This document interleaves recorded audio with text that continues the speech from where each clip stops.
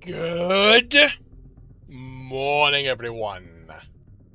Good morning, and welcome to Tuesday, second day of the work week for those of us who work under that schedule. Still in the middle of the holidays for those of you who celebrate it in such a way. I hope the week has started well for those of you who work, and that it is still going well for those of you who celebrate holidays. Little to say for me. Uh, yesterday was good overall. As I mentioned during the stream, I was tired. Not sure why, and amusingly to me, I didn't sleep as well last night, and I'm less tired. I feel less tired than I did yesterday. So yeah. Um. Only thing of note yesterday happened on the gaming side. I, I'm playing Stationeers, which is kind of rough, but I'm advancing. I was advancing, and I reached a point where I was ready to set up my hydroponic stuff, which would provide food, and I've been told also oxygen. Only to realize that the container with all my hydroponic stuff was something that flew away in the first storm that hit my base. I'm set up on Mars, and we get windstorm every so often, which I think are way too strong for Mars. Um, I believe I believe um, somebody did an analysis of The Martian, the movie, and about how scientifically accurate it is, because at least the book is relatively accurate, and their big takeaway, their big comment was that it's pretty good except for that storm. The Martian atmosphere is so thin that a sandstorm like the one depicted there, which is what those in the game are very look like, would not happen. Like there would be barely any wind, which fine. Um, but yeah, so I realized I lost that, and the thing is that without my hydroponics, I can't survive. The game gives me food for a while, but beyond that, I need to produce my own food, and I can make all the hydroponic stuff except my seeds. So yeah, I'm I'm stuck. So I'm going to be restarting tonight. Um,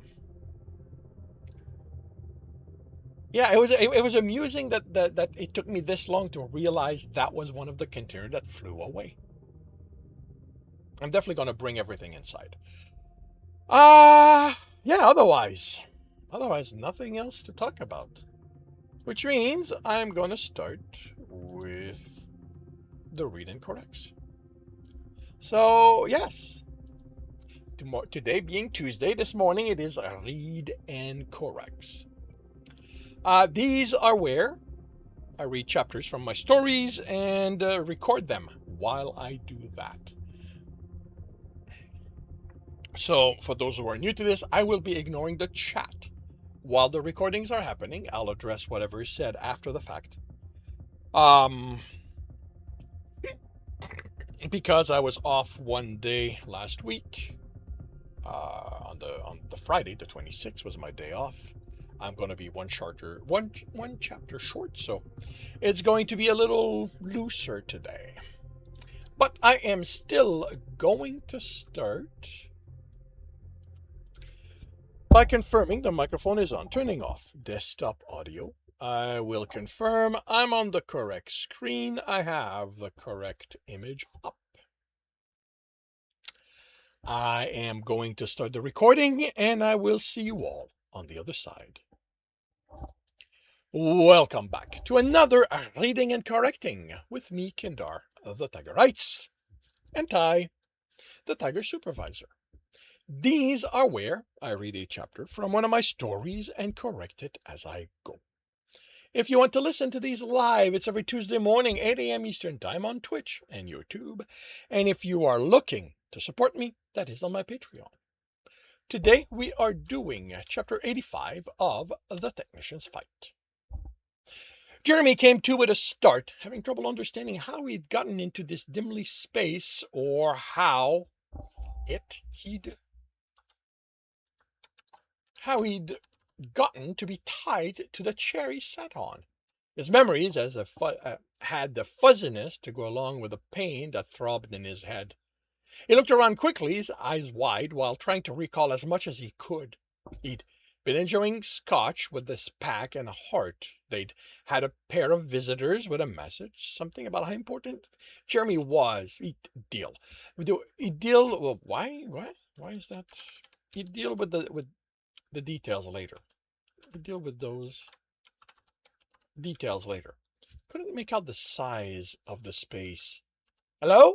He called nervously, but by the sound it was on the large side. Is anyone there? Hello? There had been the faceless police instructing them on leaving, escorting them outside. He wasn't wearing his glove. The wood of the chair lacked the sharpness in the grain detail that came with from the tactile circuitry.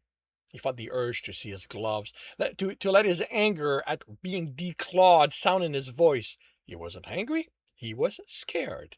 Please, someone? What's going on? He pulled on his binding, touching them. Rope? He looked at his legs as he struggled to pull them free. Then his arms. Thick but rough cord. When was the last time he'd seen this kind of ancient binding? His grandfather's home during one of the last visit. It made a frame around the screen that cycled the family pictures. One of his younger cousins had made it. There was a certain level of cleverness in using something this old. Most polymers had dissolver recipes freely available for safety reasons. This? It felt simple enough to cut, but he wasn't clawed at the moment. The light over him increased, and he remembered a flash and explosion. Brief weightlessness, pain on the side of his head on returning to full weight, a difficulty thinking, motion, definitely gunfire, being pulled, and then an odd sensation followed by nothing. That he was able to think clearly had to be a good sign. Procedures was for any head trauma to be looked at by the pack medic as quickly as possible to avoid complications. Well, looky here, Emil said. The cat lover is awake. He entered the light, and behind him, Jimmy made out a table with items on it. A bottle that could be his, crumpled material that might be his gloves. Another person stepped into the light, and the hint of someone else in the darkness. He couldn't tell who, but he suspected he knew.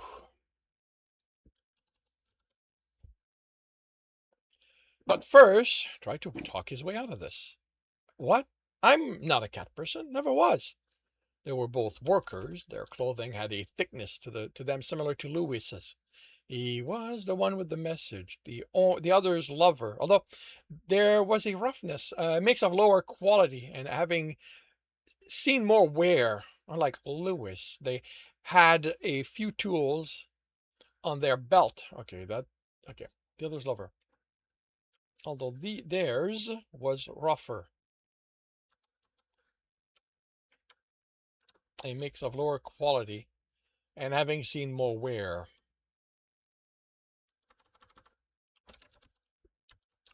Also had tools. Also had tools on their belt.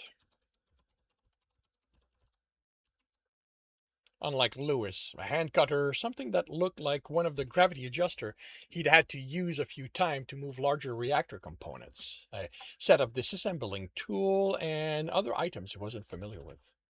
Was Lewis not a common loader, as he thought? Had he thought that? He thought he had. Maybe he was a supervisor then. The new one, also muscular, but with a longer, not as smart-looking face, chuckled. Like he thinks that's what we mean. What else can you mean? They'd be strong for Earthers, but it wouldn't match what what he trained against. What he would have to remember was that these opponents had stamina to match his. Would they know how to fight? They couldn't have training, but every movie he'd seen where space ducks were featured made the place violent, and everyone working there had to fight for their place. Not something to judge reality by, but a good reminder not to underestimate these males. He, he means the fir-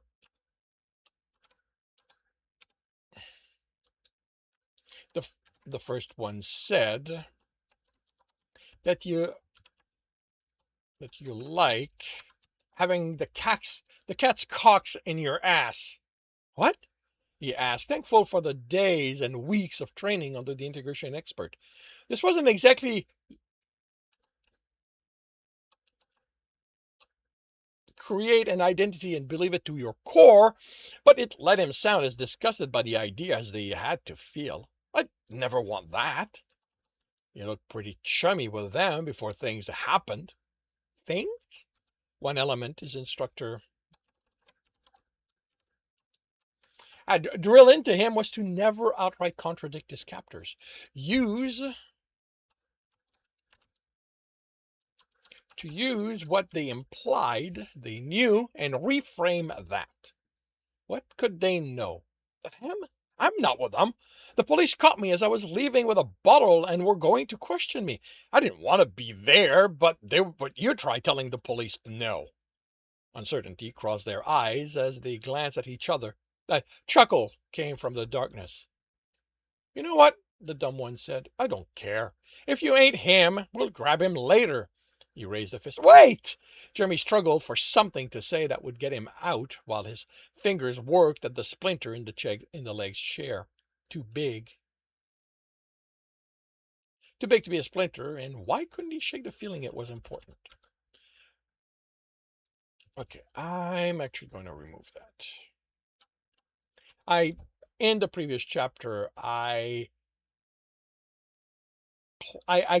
Lewis gives a message to Jeremy that about wood being broken, that in my head I was going to incorporate here in such a way that it let him free himself, and it just didn't work. So I'm going to remove that. One thing his instructor hadn't addressed was what to do when he was dealing with an idiot only interested in using his fist on him. Actually, it had been addressed, but it meant dropping part of the act. He looked into the darkness between them. How about you come into the light, Dr. Omar Sawan? Another chuckle as the form stood, and Jeremy knew he'd been wrong. The doctor was slightly shorter than he was. Slightly shorter.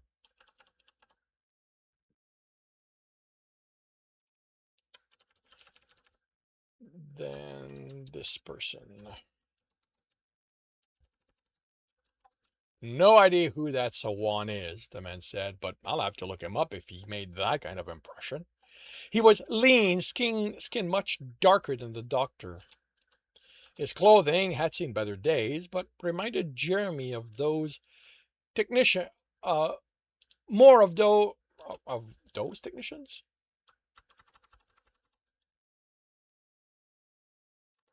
of what technicians wore instead of dock workers. Okay, if you aren't him, I'm thinking you have the wrong person. I've never seen you before. The foot in his chest hurt and caused the chair to slide to the other edge of the other edge of the light. Fuck you. The splinter, that wasn't a splinter, had expanded under the motion.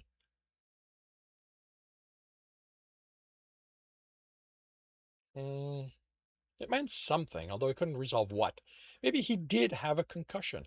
I can leave that because this can be him not quite working out that the chair's broken. The man grabbed the front of Jeremy's jacket. Jeremy fucking Bradshaw. So fucking...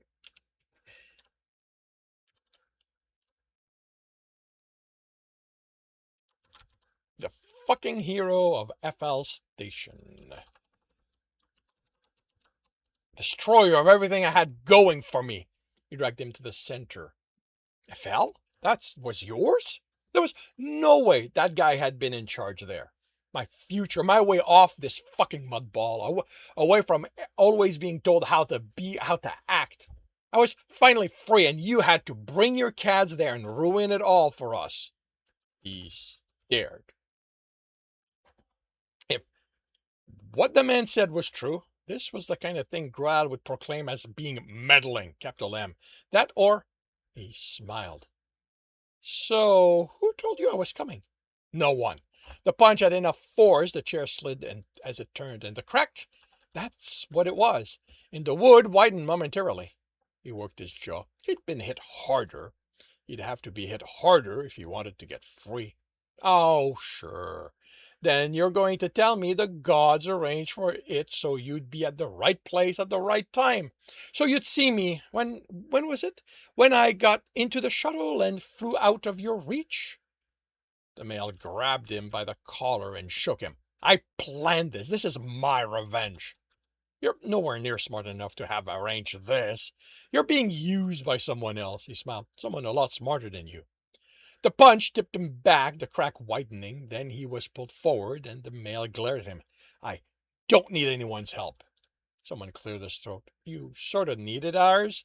You said you couldn't show our face, so we had to be the ones pulling him away in the chaos the others created. I meant that I didn't need help setting any of this, he whispered. Moron. Jimmy looked around him. You realize he called you a moron, right? You aren't any brighter than he is. I'm pretty sure the people pulling his strings the way he's pulling yours think he's as much of a moron as you are. Why, you son of a bitch! The male was shoulder checked away by the one holding Jeremy. He's mine. You do what I paid you to.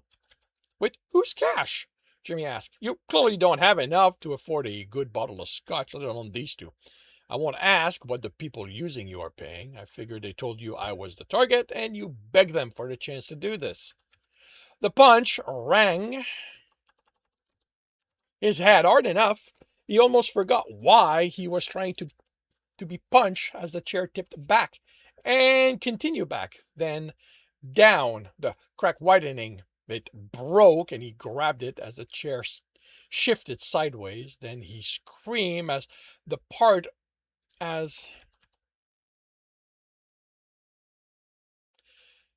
the part of the leg still attached. I don't need to the chair. Landed on his arm. They couldn't tell if it had broken. If it was broken, but he still held the other part. More than that, the loop of cord had slipped down, and his arm slipped down.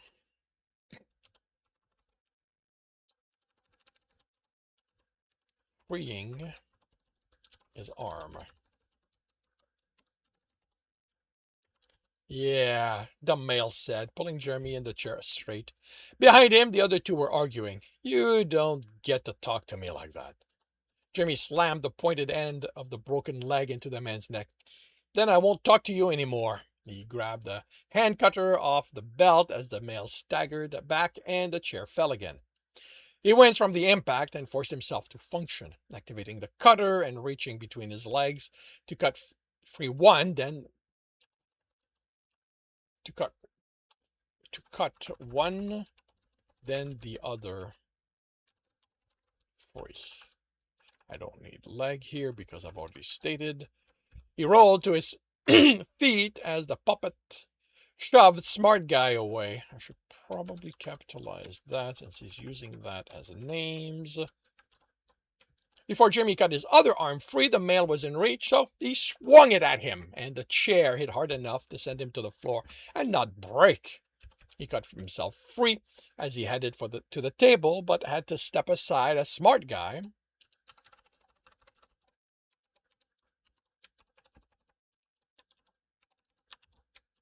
threw himself at him. Or not so smart guy. Jimmy adjusted his footing, caught him. He took the punches in the side as he adjusted their position, then slammed his knee into the man's crotch. That, he knew, worked. His gloves were on the table, but he couldn't reach for them. Puppeted, slammed into him, and they were I've got slam here. Uh, collided. Collided with him. And they were on the floor. Jeremy caught the knee, headed for his crotch, and pushed the male aside, rolling to his feet. This one had some training. He came with jabs and swings that forced Jeremy back until he saw the opening, then struck hard and didn't stop until the where the hell? Until the man was groaning on the floor, on the ground. Floor. Maybe not. They were on the floor. That's why I went with ground here. Jeremy had one glove on when not so smart guy came at him. He blocked the swing, then struck open-handed, opening the man.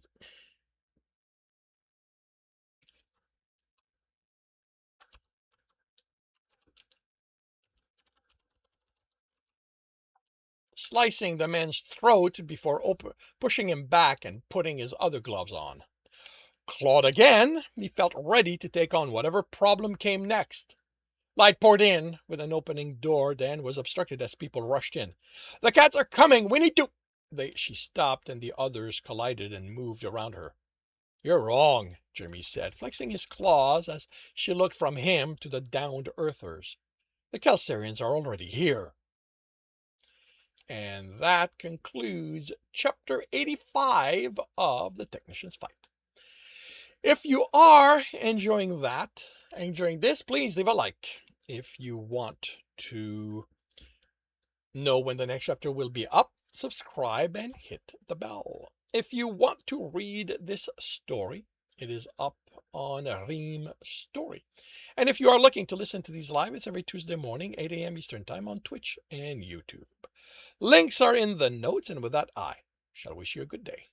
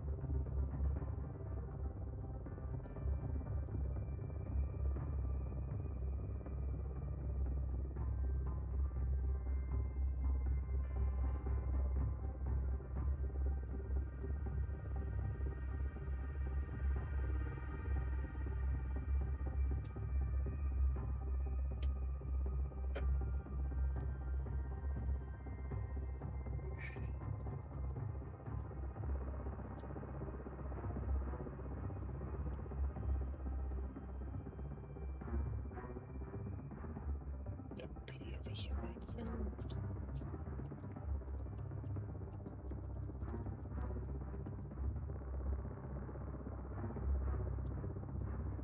Pa, pa, pa, pa, pa, pa.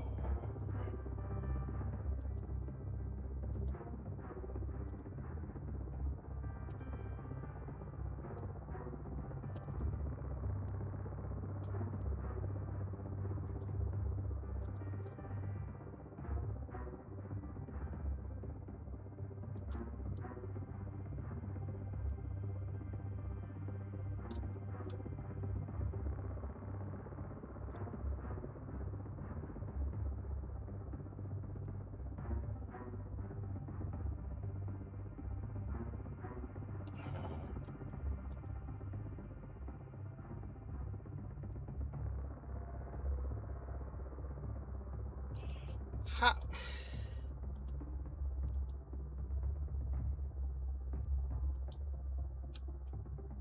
Okay, what am I missing here? If I go in here... Oh, right. Duh, it's right here.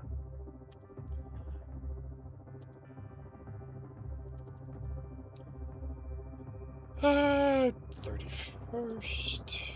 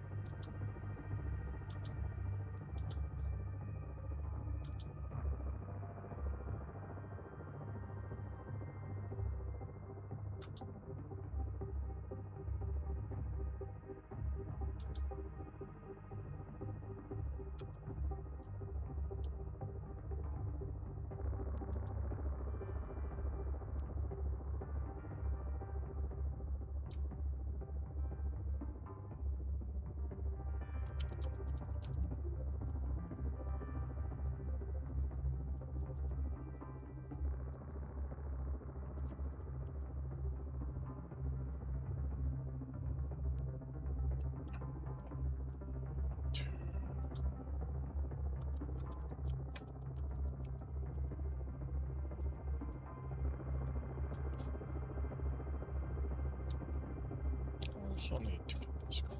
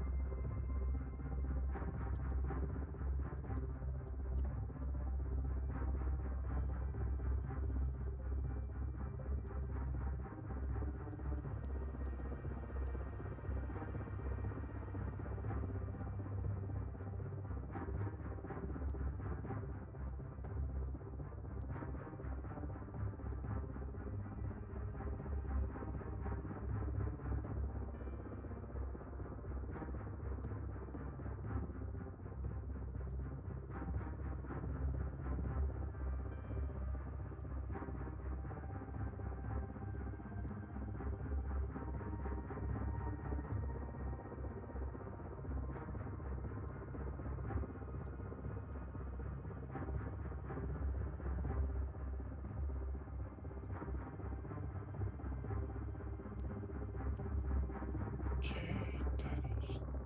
Nope. Nope, not quite. Not quite. Need to remember. This is going on a ream. Well.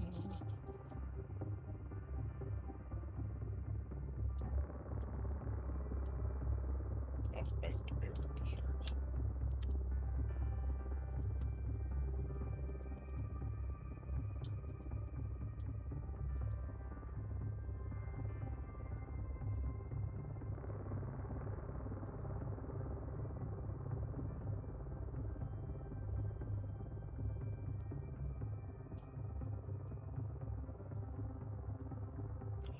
Now it's done.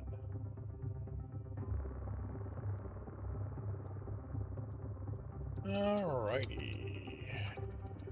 I'm going to start another chapter by confirming the microphone is on, turning off desktop audio, confirming I am on the correct screen, I have the correct image up. I am starting the recording, and I'll see you all on the other side. Welcome back to another Reading and Correcting with me, Kindar, the Tiger Writes, and Ty, the Tiger Supervisor. These are where I read a chapter from one of my stories and correct it as I go. If you want to listen to these live, it's every Tuesday morning, 8 a.m. Eastern Time on Twitch and YouTube. And if you are looking to support me, that is on my Patreon. Today, we are doing Chapter 86 of The Technician's Fight. Gargaran took the gun from Doze Hunter? From Hunter Throsorer Mirtiosi Arkinal. Oh, I see. I see. From one of those Hunter. Trocerer Mirtiosi Harkinal had found and hooked to her belt. A glance told him it was more like Shimbarian weapons than theirs due to their lack of claws. Finger on the trigger, he fired at the Earthers. Confirm where they took our packmate. Where they took your packmate, he ordered. He'd seen Jer on the ground as his head rang from the explosion with Earthers reaching for him, but then he'd been busy fighting. They took him behind the line of Earthers, the Beta replied.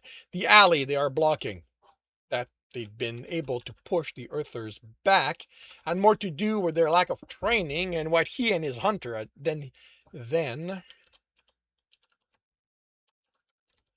what he and his hunter had done. The Earthers had gotten in each other's way, stepped away after attacking instead of pressing and exhausting them. Now, with the help of the weapons specialists' acquired guns, they'd pushed them away enough they found shelter behind an abandoned hover. I count 14 Earthers, the combat specialist said. Except for the weapons they have left, The beta said they aren't much of a threat. Don't forget their numbers, Gurgaran said. If they coordinate, they will overwhelm us. I could put some of them down, the weapons specialist said, glancing around the hover. They aren't making good use of the cover they have. No fatalities, he instructed. The Earthers will have enough with this fight. We aren't giving them reasons to hunt us down. Doesn't seem like they need reasons, the combat specialist said. They initiated this. Hand me something. He took the gun and looked it over long enough. Gagarin decided that his hunter needed to familiarize themselves with all species weapon, then fired. The beta glanced in the hover, then opened the door. It shuddered. I think I disabled its inertials. If we push, we can bring it to them and force them to scatter. They pushed. It didn't move. The beta cursed. I could have sworn he was inside. Okay, that then? It moved, and Gregoran, who'd been leaning against it, nearly fell. They all put their shoulders to the hover and pushed. There were screams. People in his peripheral vision. Then the hover stopped with enough suddenness his shoulder hurt. Some ran in the alley, the combat specialist said, jumping over the hover. Now he remembered why Special Ops Pack were so much trouble at times. He didn't waste breath calling him back. The beta was already over the hover, while the weapons specialist fired and forced the Earthers to seek cover. I'll be behind you, Alpha. He jumped over and waited until she joined him, then hurried after the others. Inside the building, the fighting was taking place under a lone illumination, a bloody Jer slashing and punching any he could reach, while the combat specialist and beta attacked from the rear. Incapacitate! He yelled, then then looked for a way to block the door. Handle, door, hinges. All he could think to do was put his shoulder to it, but that wouldn't. The light from the gun muzzle pressed against the door jamb was blinding. Trick I learned from a friend, the weapons specialist said as she moved the muzzle up. This close, Plasma's basically just a welder. Means this gun's going to be useless when I'm done, but they aren't going to force the door open without equipment. And this was what made them hunters he always wanted around. He ran to the fight. This had to be over quickly enough. Exhaustion couldn't matter. The four of them made quick work of the untrained Earthers. Jer breathed hard, claws still unsheathed. Hunter, he demanded, and his heart snapped his attention to him, eyes clearing. I'm fine. That's the guy in charge of this. He's still alive. I doubt any of it was his idea. Someone in the government had to tell him about us being here. He might have a name. A name would be good, but there was no way they could carry an Earther to their shuttle. He saw the dead. We need to leave, and it had to be quick. Buildings like this always have multiple access, Jer said. Where does that one lead? He pointed to the one the weapons specialist was coming from. An alley, then the causeway, the beta said. Jer headed to the right. Then this is the best bet. It puts us closer to the landing pads. A few paces along the wall revealed the door, which opened to an unguarded alley. What about their leader? If we are seen kidnapping an Earther, they will fire on us, Galgran said. The hunt is now to leave as quickly as possible. He looked at the weapons specialist. Can you weld this door? Yes, but Jeremy said there are other doors. Welding this isn't going to keep them from going in and seeing the bodies. Then we hurry. We can't take the shuttle that brought us down, the beta said. It's automated.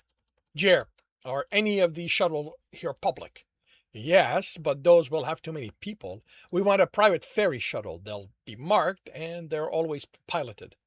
He hated that this meant they'd have to coerce civilians, but this hunt didn't give him another option. Anyone saw what happened to our escort? The beta asked. They were unconscious when I took these from them. The weapons specialist stepped two of their guns. After that, I was too busy to check. Those stay here, Gavran said. No, they're mine. Salvage. Our escort wasn't part of the attack, he snapped. Those don't qualify, and I promise the shepherds will really go. Can we argue about this once we're not on this planet? The combat specialist says. I mean, respectfully, Alpha. He locked eyes with her. Those stay here. But don't make me take them from you, the beta said. You heard your Alpha. Drop them. Doing so looked painful. Then they hurried, Jer running ahead and back. The alley opens. That's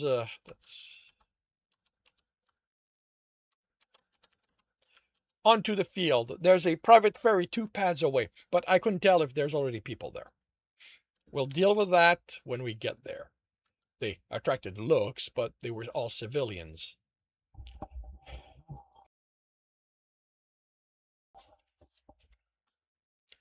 All civilians. Jer ran to the shuttle with a drawing of one like it circling a planet on its side. People yelled and ran out. People yelled inside, then ran out. He needed to have a talk with his heart about how to treat civilians. He's our pilot, Jer said when they entered about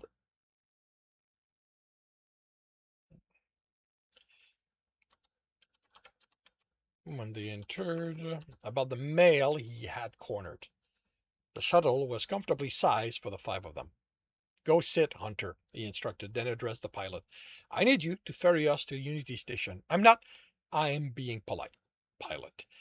It will happen. I don't intend to injure you in any way that will be irreparable, but I will convince you to take us there. I don't have a choice.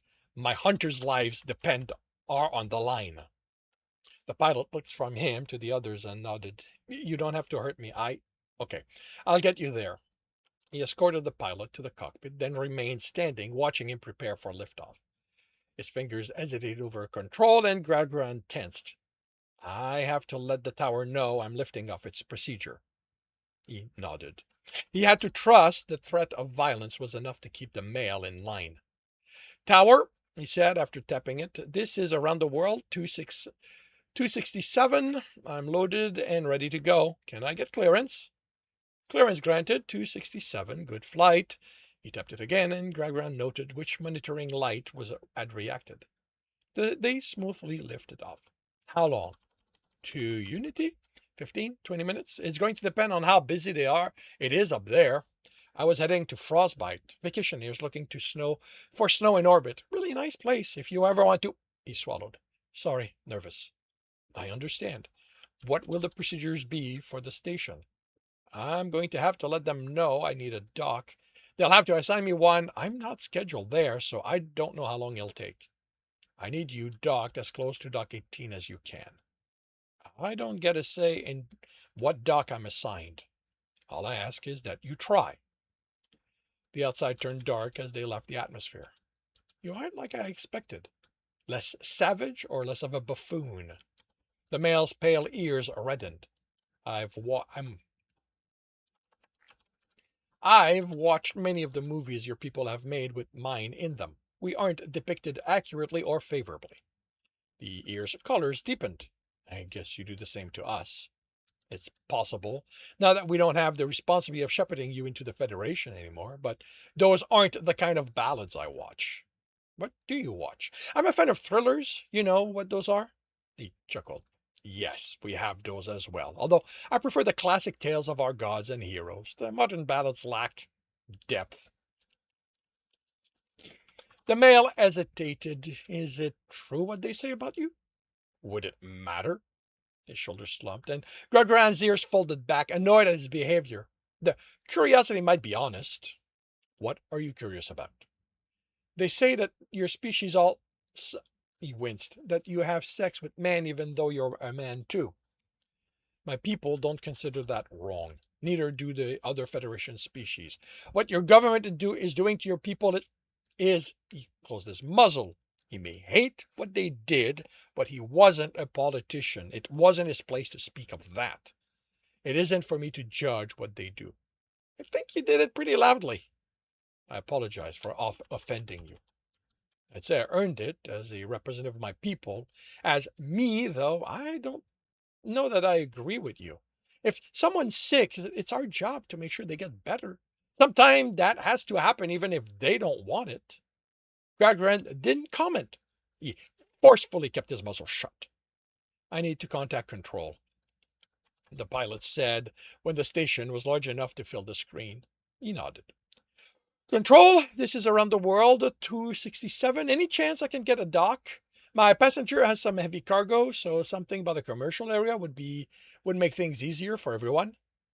I don't have you scheduled 267, a male replied. The pilot swallowed. I know. Had a last minute change on ground side? The answer took a few seconds. Let me see what I can do. Gagran shook his head. Trying to force anything would simply lead to further delay. When a minute passed without a response, he worried. He'd been in this situation often. As a hunter ship, he didn't always get to schedule his arrival at a station, and while finding him a dock would take time, he'd always receive an update within a minute. Different species, he rounded himself, different ways of. Is one of your passengers nearby? A female voice Gradgron recognized asked. The pilot looked at him, terrified. I am here, Wilmar estranged. I'm glad your little visit went faster than scheduled, Gradgron. I do wish you hadn't made such a mess of things at the port. We were attacked. We defended ourselves. All I know is that you attacked people and injured a lot of them. The lack of mention of the dead gave him hope he could they could talk this out. Part of the arrangement with your leader and shepherds included my ability to protect my hunters if we were attacked. You did not provoke the attack. Your government can turn this however they want, but you will not say I am lying. I have respected the agreement. I have come here under family law, gained your government's authorization. We were forced to agree. That is something for them to take up with your shepherd. I acted with trust. I held up my part of the agreement. He hasn't threatened me, the pilot said.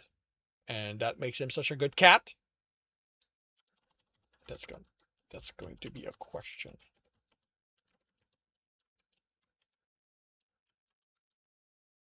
Is that what your role is, Wilma Estrange? To ensure I can't return home, to break the agreement? You did not initiate the violence. Me and mine defended ourselves. Your people, again, took my heart. We retrieved him, and now we are going home. I am asking you to respect the agreement. I know you have your orders, but I also know Earthers can think beyond them better than my people do. I don't need to do. Than my people.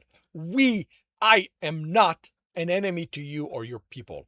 All I seek to do is return home. What would you do to accomplish that, Wilma Estrange? She didn't answer. When an answer came, it was with the initial mail. You've been assigned Dock 20. Why is there a comma here? Be warned that if you open the hatch before you are given approval, it will be considered an attack and you will be captured and incarcerated. Is that clear? The pilot said. I understand, Gregorin said, then returned to the others. Those stay here, he told the weapons specialist. I got them. I am your alpha. I will not tolerate this behavior. He looked at their beta. I give Special Op Pack leeway, but you need to make sure they don't forget whose hunter they are. I'll see to it, Alpha. He dropped next to Jer, who didn't move until Ground pulled him. Then he draped himself over him. He moved his muzzle to his ear and whispered, I wish you hadn't killed them. Jer nodded. Gagran hugged him and worried the entire time until the hatch opened. The dock had been hurriedly vacated, and the sign facing the hatch read the Dock 18 with an arrow to their left. They reached their shuttle and hurried to the cockpit. Control, this is Kelsarian's shuttle. We are ready to depart. The lack of response concerned him. The moment Wilma Strange learned of the dead, she'd be allowed to respond in kind, and he suspected she would. They needed to be away before that happened. The clamp released them, and he headed toward the Bane, but not yet relaxing. He wouldn't relax until he was on his ship, until he knew he had a chance to run if the Earthers decided to fight. And that concludes Chapter 86 of The Technician's Fight. If you are enjoying this, please leave a like. If you want to know when the next chapter will be up, subscribe and hit the bell. If you want to read this story, it is up on Ream Story. And if you are looking to support me, that is on my Patreon. No, links are in the notes, and with that, I shall wish you a good day. Hello, Angel. Happy reading and recording. Thank you very much. How are you doing today?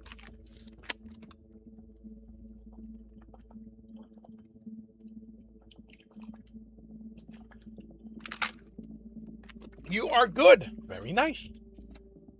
I'm glad to hear that. Something I've noticed I've done, and I do this often. I never name. I never give the name. I never gave Kilsarian shuttles names, and I honestly don't know how to do that. How to deal with that. Um, Naming things is definitely a human thing. Like right off the bat, humans will name everything.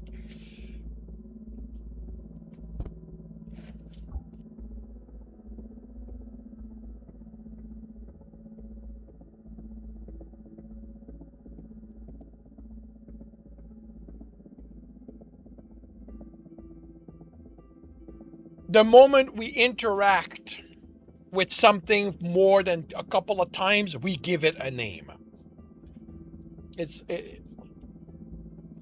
um, I I even caught myself. Well, like this is the kind of thing that I always smiled and nodded. Yeah, sure, sure, sure. But I then realize I did it. I have a sourdough starter, and within a couple of weeks of making bread regularly, dealing um, with it on a initially daily basis, I named it. Like at one point, I was just talking with my housemate. I went, "Oh right, I need to deal with Marv," and he looked at me, "Marv? Yeah, yeah, the sourdough starter." And that's when I went, "Oh yeah, I named the sourdough starter." After part of the whole novels, then it will have. Well, yeah, it's a bit of that. It's that they're not that important. Like they're a mode of transportation. Um,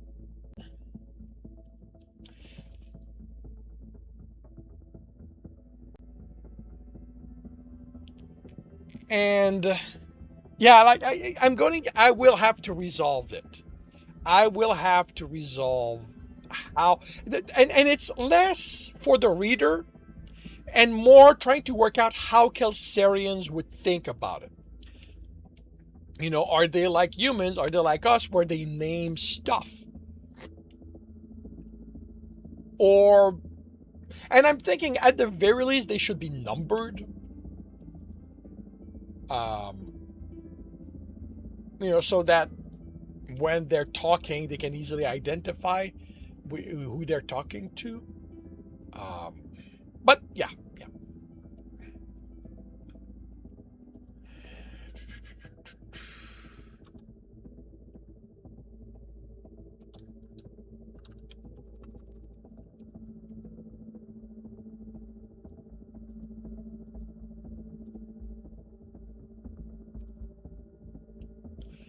I so need a different cover.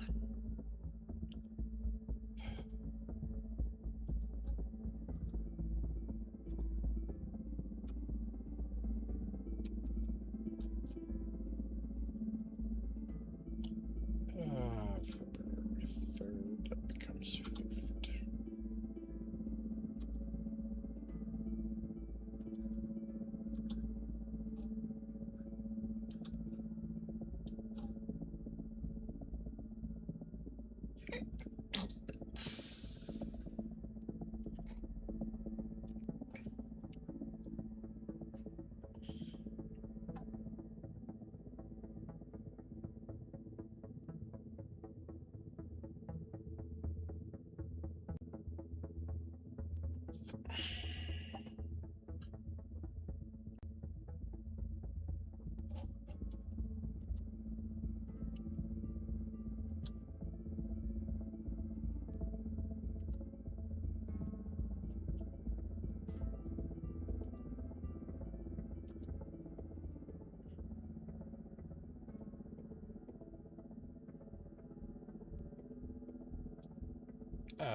Wait, what?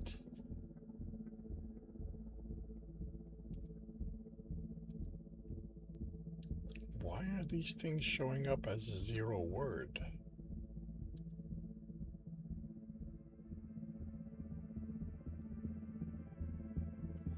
Okay. Ah,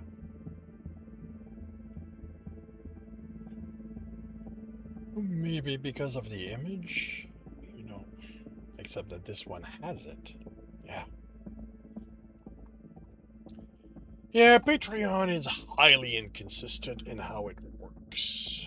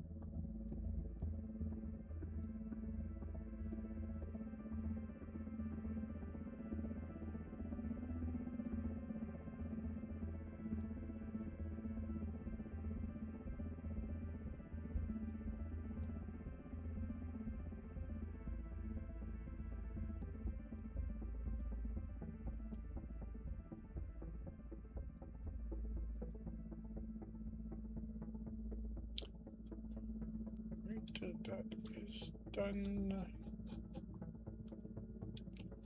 There.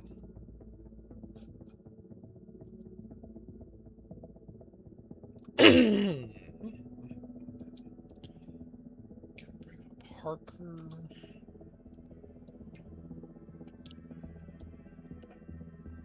Year one. Still have not found.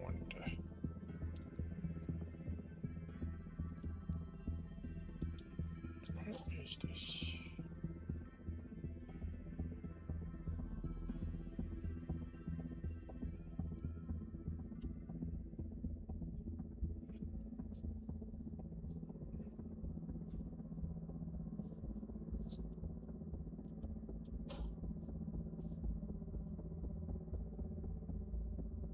Okay, that's going to be in September. Adam, that's going to be, I don't know when that's going to be. Not September. This is going, you know what? Let's put this in October for now. And I don't know if this is going to be used after all. I might just show Arthur having control of the Harker computers.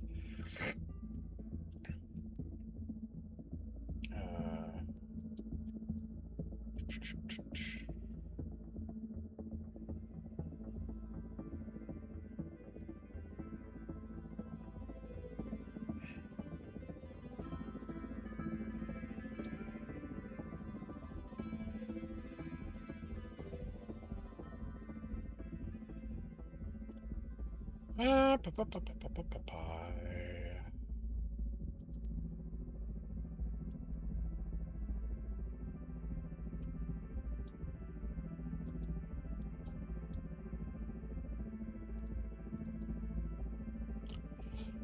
That's going to be September. What is the first Monday of that month? Oh, first. Okay.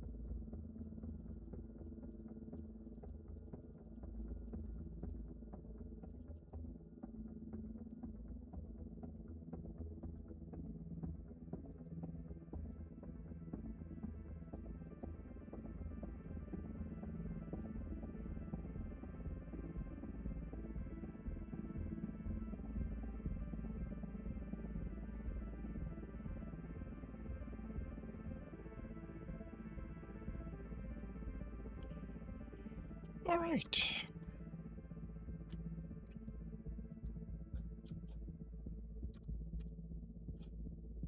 And I will start on another recording. Confirming the microphone is on. Desktop audio is off. Confirming I'm on the correct screen. I have the correct image up. I am starting the recording, and I will see you all on the other side. Welcome back to another Reading and Correcting with me, Kindar, the Tiger Writes, and Ty, the Tiger Supervisor.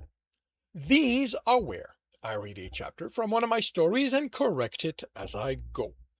If you want to listen to these live, it's every Tuesday morning, 8 a.m. Eastern Time on Twitch and YouTube.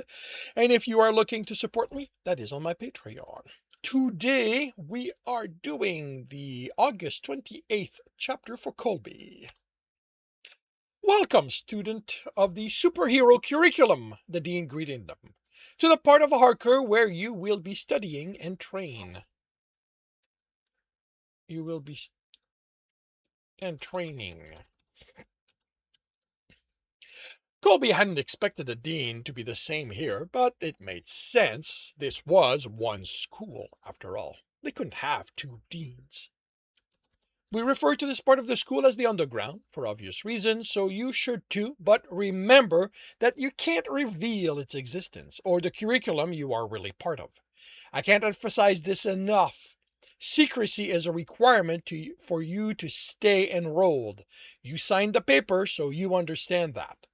His father had signed the papers for him. Colby had read the rules, but hadn't agreed to them. That was going to cause him to fail.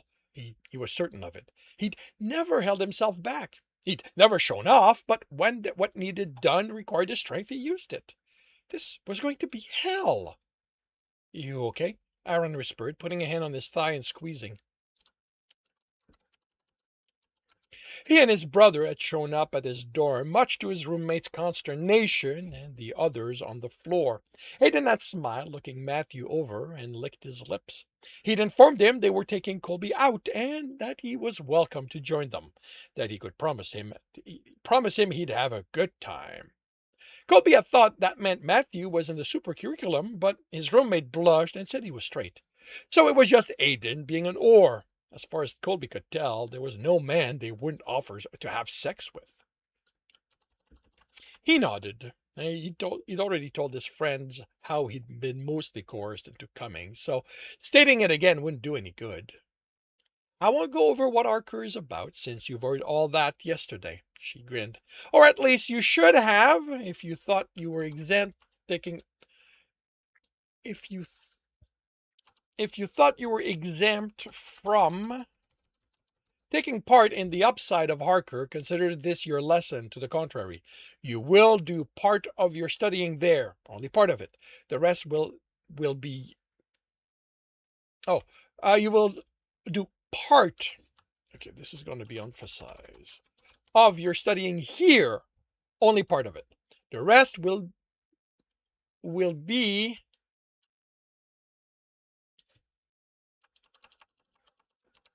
The rest will be upside.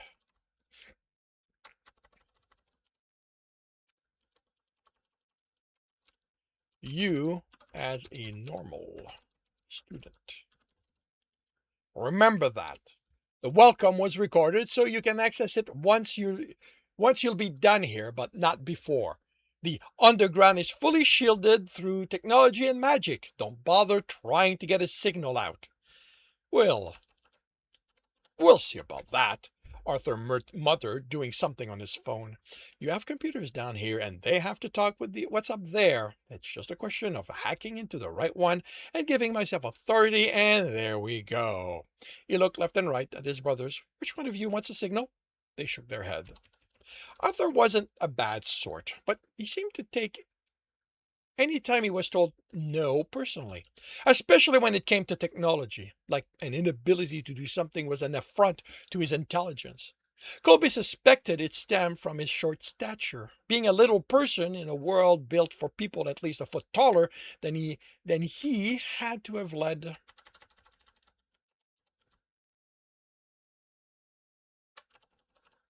In a world built for people at least a foot taller than he, had to have led to many to ma- had to have led to many times someone said no before they learned anything about how smart and determined he was. What I will do instead is bring someone on to tell you why the underground exists, why people came together and decided you needed to be taught what it meant to be a hero, even if you probably believe those reasons are obvious. She spread her arms toward backstage. Students, please welcome the hero Radiance. Colby stared dumbfounded as the glowing woman stepped into the light. He knew of her. It was impossible to pay attention to what happened in the country and not know about Radiance. Even someone like him, with little interest in what took place outside of Row Ranch, had heard about how she'd helped during the last hurricane, how a lot of Houston had been kept dry because she'd helped the city's and state's hero. That had led to rumors she was a Texan. But his cousin Erica, who did pay attention to things like that, said the same rumor flew anytime she helped. It was like people forgot Radiance's power were light based, which meant she could fly that fast and be anywhere she needed. Thank you. Her voice was surprisingly soft. Okay, I'm going to remove the to him. We are in his point of view. That's implied. Everything he'd heard of heroes make them bigger than everything, so he imagined their voice filled with presence, if not volume. I will admit I was reluctant to do this when Din Parker reached out. She spoke like Miss Tamika when she gave advice, no insistence. She said what she had to say, and it was on him to do something with it or not. But she raised a good point. I'm someone in the middle of things. I've seen what led to the need for a place like Harker, and I mean beyond Jacksonville. That was the breaking point, but we were a long time getting there. A time where if we, those of us claiming to be heroes, had been better, we might have avoided. A point. Not a time, a point. Or if those of us claiming to be hero had been better, we might have avoided. The way she glowed had an odd effect. It wasn't bright, but it still made working out what she looked like difficult. Colby thought her eyes were brown, but sometimes they seemed green or blue. Her short hair was blonde, but which shade seemed to vary. Even her feature weren't couldn't quite be defined. Weren't quite defined. I'm going to start with a bit of a para-human history, as well as we know it. Unfortunately for a historian, no one with time travel or viewing powers has manifested yet, so we have to rely on records. What about psychometry? Someone yelled. The dean stepped into view. Please don't interrupt. Radiance isn't here to answer questions. You can ask them of your teachers during your office hours. Thank you, Dean, Radiance says, but since it was asked and bears relevance, I'll answer it. Psychometry isn't time viewing the way a historian would need it. She lifted a hand and light moved over it until it formed an object, an old pocket watch. When someone with that ability touches an item, all they get is that item's history. Image formed around the watch, a hand holding it. It opened it on a table, in a box, flying out of a window because of an explosion. There is value there, of course, but without the broader context, it can't easily be applied to rebuilding history as a whole. With a flick of the fingers, the image scattered into ribbons of colored light, which means our knowledge of parahuman history isn't as precise as we'd like it to be. For example, we know that the first documented parahuman is the man nicknamed Bulletproof, because his ability to resist them was documented in a newspaper article in the 1860s. But is he the first? We can't know. History is filled with men and women who could have been parahuman: Jesus, Buddha, Alexander the Great, Gandhi, although he comes after, but is still an example of what makes knowing if someone is a parahuman difficult. His hunger strike isn't necessarily a parahuman feat. but it could be. We didn't have the research into them then that, that we do now. But even if we did, could we tell? Unless what a parahuman does clearly breaks what we know of physics, colors exploded from her, we can't be certain. She paced. And Colby wondered why. If she could fly, if he could fly, he'd never let his feet touch the ground. There are few records between him and World War I. Plenty of anecdotes wanting to be facts, but he'd been an anomaly and he never became visible. He wasn't a hero, simply a man with the ability to withstand bullets. And that is where most parahumans fall. Even today, you, with power strong enough to make a difference in the world, are a minority among minorities. The odds are that you all know someone who can move a penny or make guesses that are correct too often to be luck. Small, what the government calls meaningless powers are the norm, and those were who would have suffered because of Jacksonville. She took a breath. But I'm getting ahead of myself. World War I gave us the unknown soldier and incontestable proof parahumans exist. He was recorded stopping a tank with his hands, leaping high enough to land on a low-flying airplane, and then survived that fall when he broke them. He also gave us, unfortunately, the Kaiser's Elite, where the unknown soldier performed unmatched at the time feats of extraordinary physical prowess. The elites demonstrated a breadth of smaller abilities that often won them battles. In the end, historians claim they didn't make much of a difference to the war, unlike World War II. A shudder passed over the students Colby shared. His history class had spent a long time on that war. Too long as far as he was concerned, but that had been the point, he figured. The teacher had wanted the students to know how horrible a war was, especially when powers were involved. 20 years between the end of one war and the start of another, and the war was completely different. Our nation, as well as the Canadian, the English, every other nation organized enough to have an army, spent that time finding and training parahumans to fight for them so that once the Second War started, they were the main force used. Jacksonville is horrible, but it's not the largest death toll attributable to parahuman. Those who fought in that war count for 10, if not 15 times that number. And before you think that what propaganda has taught you, those deaths are not all on the Axis, hands. Girl. We can't know the exact distribution, but it's safe to say it's closer to an even split than more them than us. She paced in silence. You know something is bad when the United Nations actually does something about it. You've heard about United Heroes? About the UN's law against parahuman involvement in wars?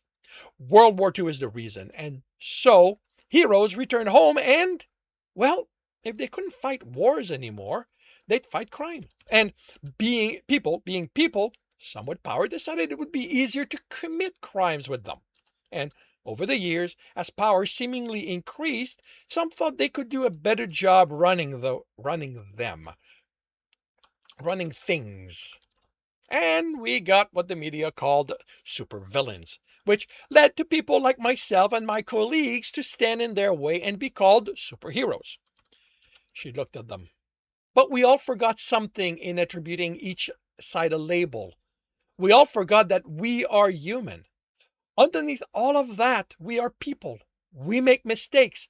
Those of us called heroes were easily forgiven ours because they happened while stopping villainy. But that led to an assumption we'd be forgiven. So a lack of effort on the part of some to prevent collateral damage.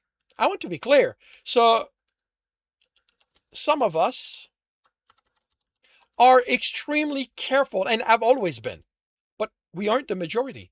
And that assumptions would be forgiven, it's proved true. Even today, after Jacksonville and the protest, it's the rare city that will take to task its hero for the destruction it caused. the destruction they caused while stopping a crime. And that unchallenged assumption led directly to Jacksonville. Continuing seemed difficult. Unlike what people want to believe, there is no evidence of outside interference in what happened there.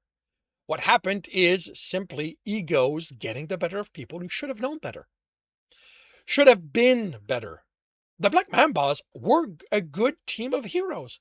They patrolled, they protected, and most of the time they kept the damage to a minimum. They weren't careless. They weren't villains in disguise. They were people attempting to the best of their abilities uh, to be the best they could. I met Tar, amazing sense of humor, could cook gumbo like you would not believe, and a man like that was involved in Jacksonville is almost impossible to believe. She took a breath. The Floridian protectors were much the same, people doing the best they could. Some will point to their collateral damage rate being higher, so tempers flaring a little hotter during a fight. But that didn't make them anything less than the heroes they were, than the people they were. And people have egos. Groups which will interact will develop rivalries. Many are friendly, some are not. And the one between the Black Mambas and the Floridian protectors could never be called friendly. Jacksonville was the Black Mamba's city, and they didn't like when the Floridians intruded. The Floridians didn't see any city as being anyone's group. Any one, okay, I get it. Any one groups. If they could help, they went and helped. She sighed. I can't tell you what happened, how that fight started. The recording that have been found online don't tell us that. And no item have shed light on it either. What we see of the fight tells us tempers flared, anger even, and a clear lack of restraint.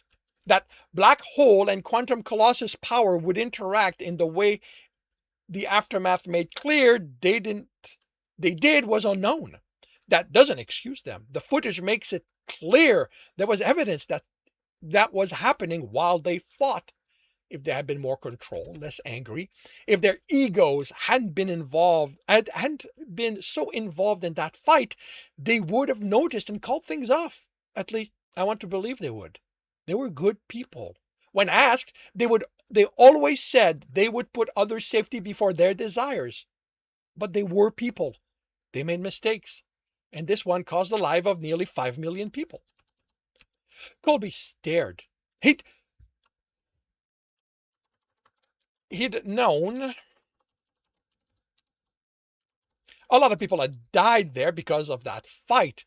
Jacksonville was a city, so there had to have been a lot of death, but he'd never imagined that many. By the other silence in the small auditorium, he wasn't the only one making that realization. You've heard about the government's response, the public backlash at the idea they would legislate who had the right to go out and help people. The thing is, the government's not exactly wrong. Their Never Again Act did come from a place of wanting to protect the most people, of making sure something like Jacksonville could never happen again. Unfortunately, trying to control people is never a solution. Trying to control people with power is asking for the kind of destruction they wanted to prevent.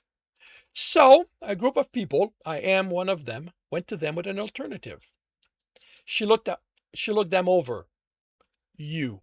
A new kind of hero. Not one controlled, but taught. A hero with a code of ethics instead of egos. A hero who will be able to weigh the pros and cons of a situation and adjust their actions accordingly. Colby straightened.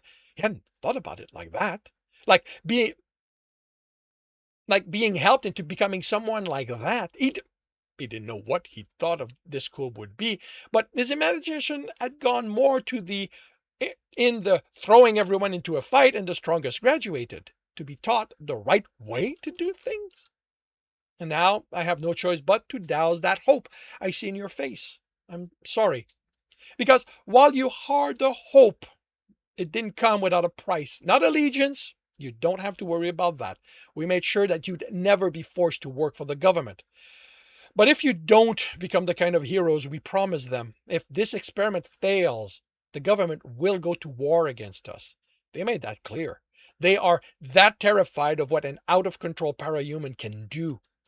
They would rather try to annihilate each and every one of us and themselves in the process than risk another Jacksonville. I'm sorry that this weight is now on your shoulders. She looked at them, then unceremoniously walked off the stage. The dean hurried to take their place while Colby dealt with the emotional whiplash. They couldn't think he had what it took to be someone who'd stop the government. He was no one, just a rancher's son who happened to be strong and tough. He wanted to learn what they taught, but to be better and at helping people. But he'd never be so great he'd what? Shine like she did? He was no valiant. He wasn't even he couldn't think of anyone smaller than the technological hero. He made the kind of news Colby had no choice but to notice. Smaller heroes went under the radar, so to speak. Well, that didn't go quite as I was hoping. But I think that it's good you have a realistic understanding of what's expected of you. But I don't want you to let that bring you down. We aren't going to leave you to flounder. We have great teachers, and they will see to it that those of you able to become the heroes that will make everyone proud. Wait, what? We have great teachers, and they will see to it that those of you able to become the hero. Okay. Those of you who graduate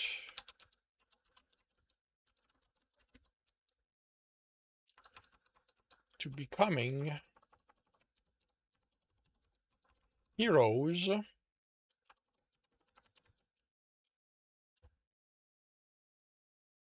Okay. We have great teachers, and they will see to it that those of you who graduate to become into becoming heroes will make everyone proud. So I'll bring them on to explain what they will be teaching you and how we're dividing you all. Men and women walked onto the stage, staying at the back, except for the tall one made of stone. My name is Landslide. He intoned, his voice deep. I'll be in charge of those of you who fall under the popular definition of strong men. Yes, that includes you, ladies. I'm not to blame for the unigendering of words. I'll be teaching you not only how to maximize your strength, endurance, and toughness that is typical of parahumans like you, but also when not to use it. Those of you who graduate my class won't be hammers. You'll be multi-tools, and you'll know when which type is required. He stepped back, and the man who stepped forward had the Orr brothers looking at Arthur. Colby got it. He wouldn't have expected another little person to be here.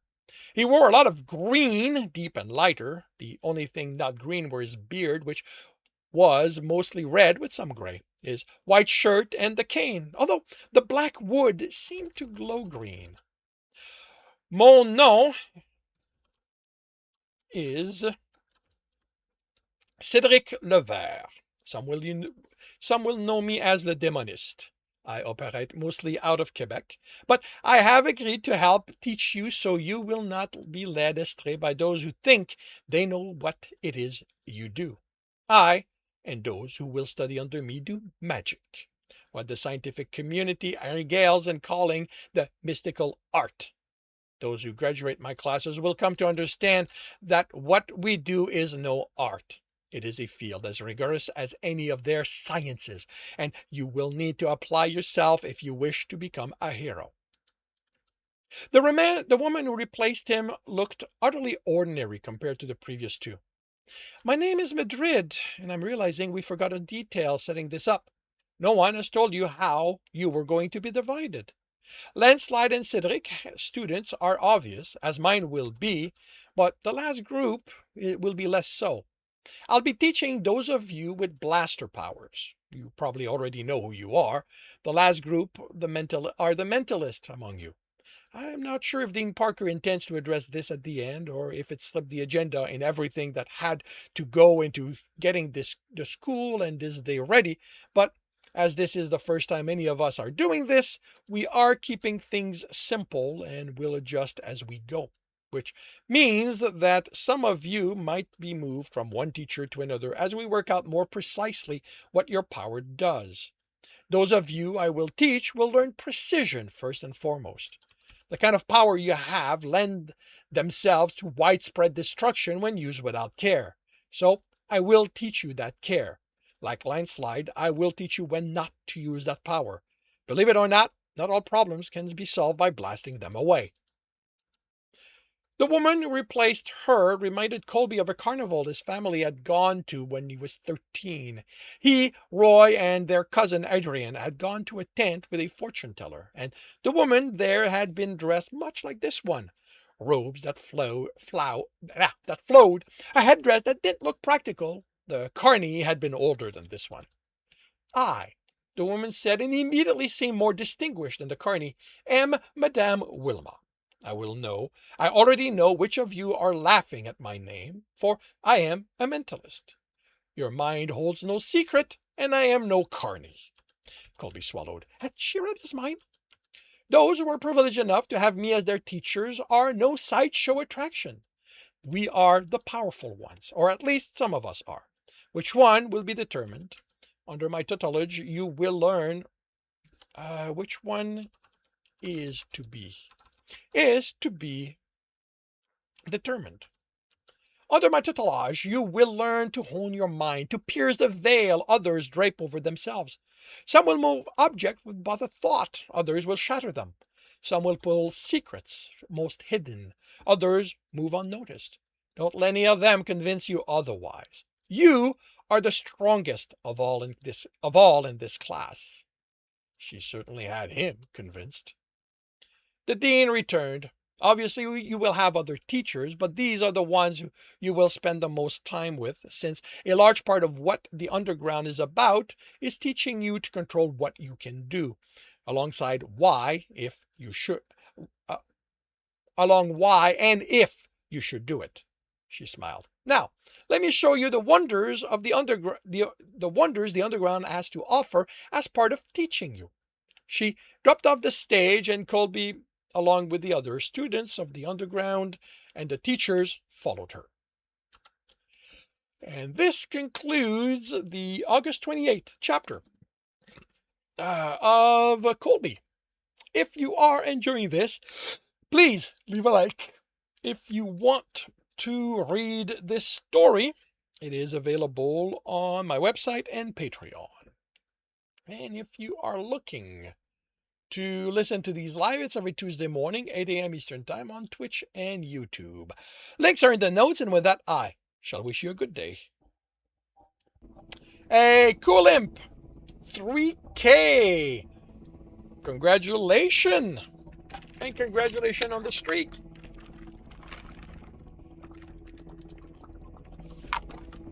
I will be right back.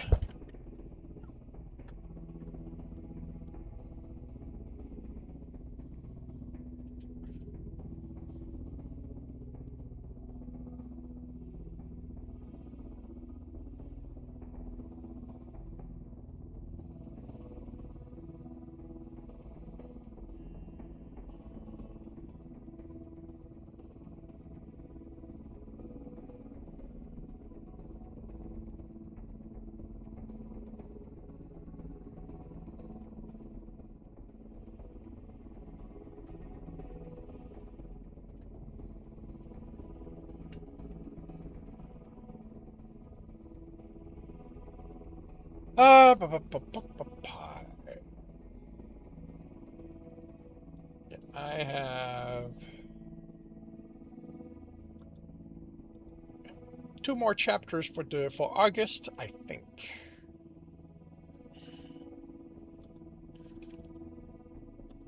Actually, wrong. That needs to be a hard PDF.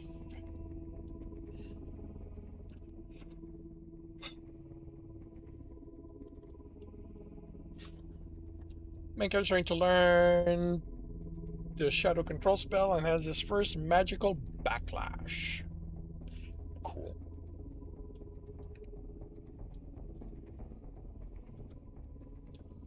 He cannot be heard and cannot hear anything.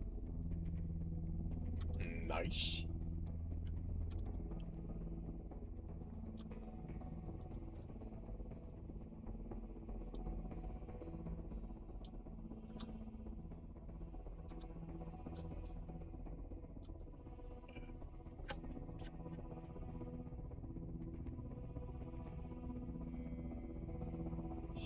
February 1st becomes 8th.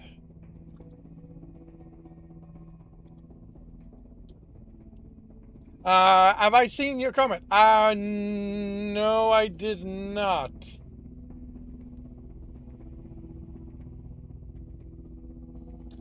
Taller than him will be better.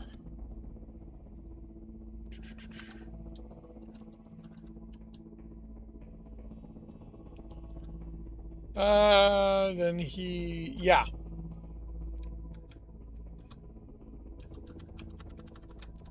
Yep.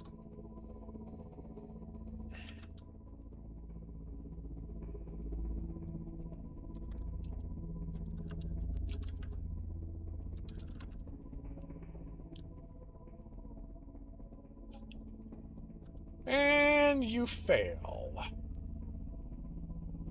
Okay, well.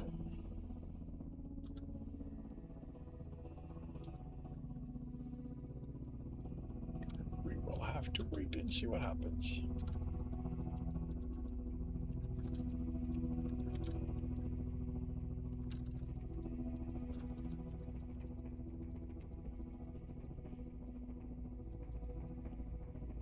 I don't know if you agree with you on that. No, yeah, it does. It is a more natural way to for that to be. It would be. I think it would be either I would use taller than he um, in a situation where I'm making a point of the character. It would probably be mostly in dialogue. Um, and it would be something about, either somebody thinking in a slightly archaic way or in a more learned way.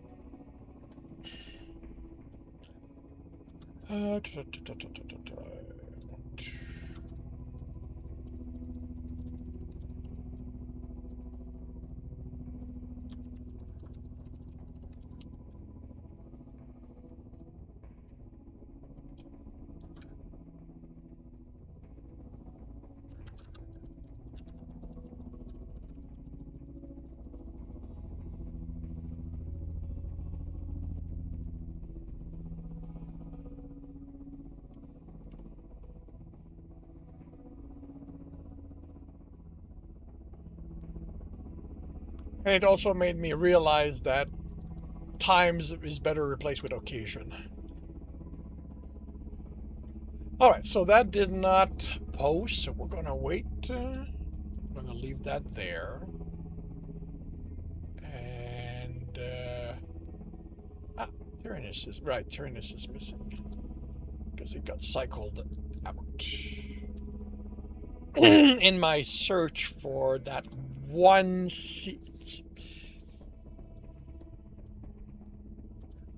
that one story that I'm still looking for.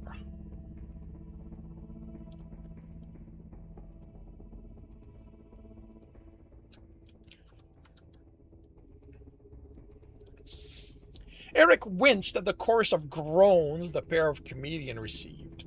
They'd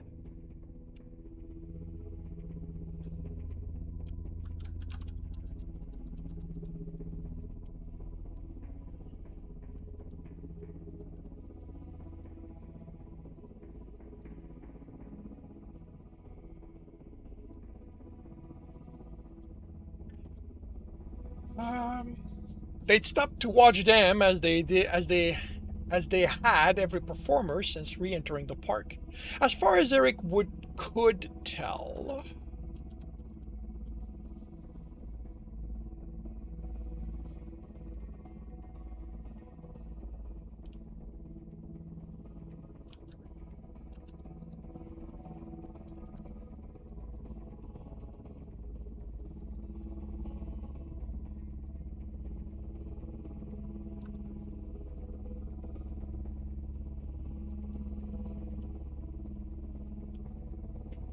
As far as Eric could tell, their skit involved an egg, moving it around them while performing as a promoting it as a glass of water. The dialogue made no sense, and glancing at Anita, he could tell she got it literal well as she got it as little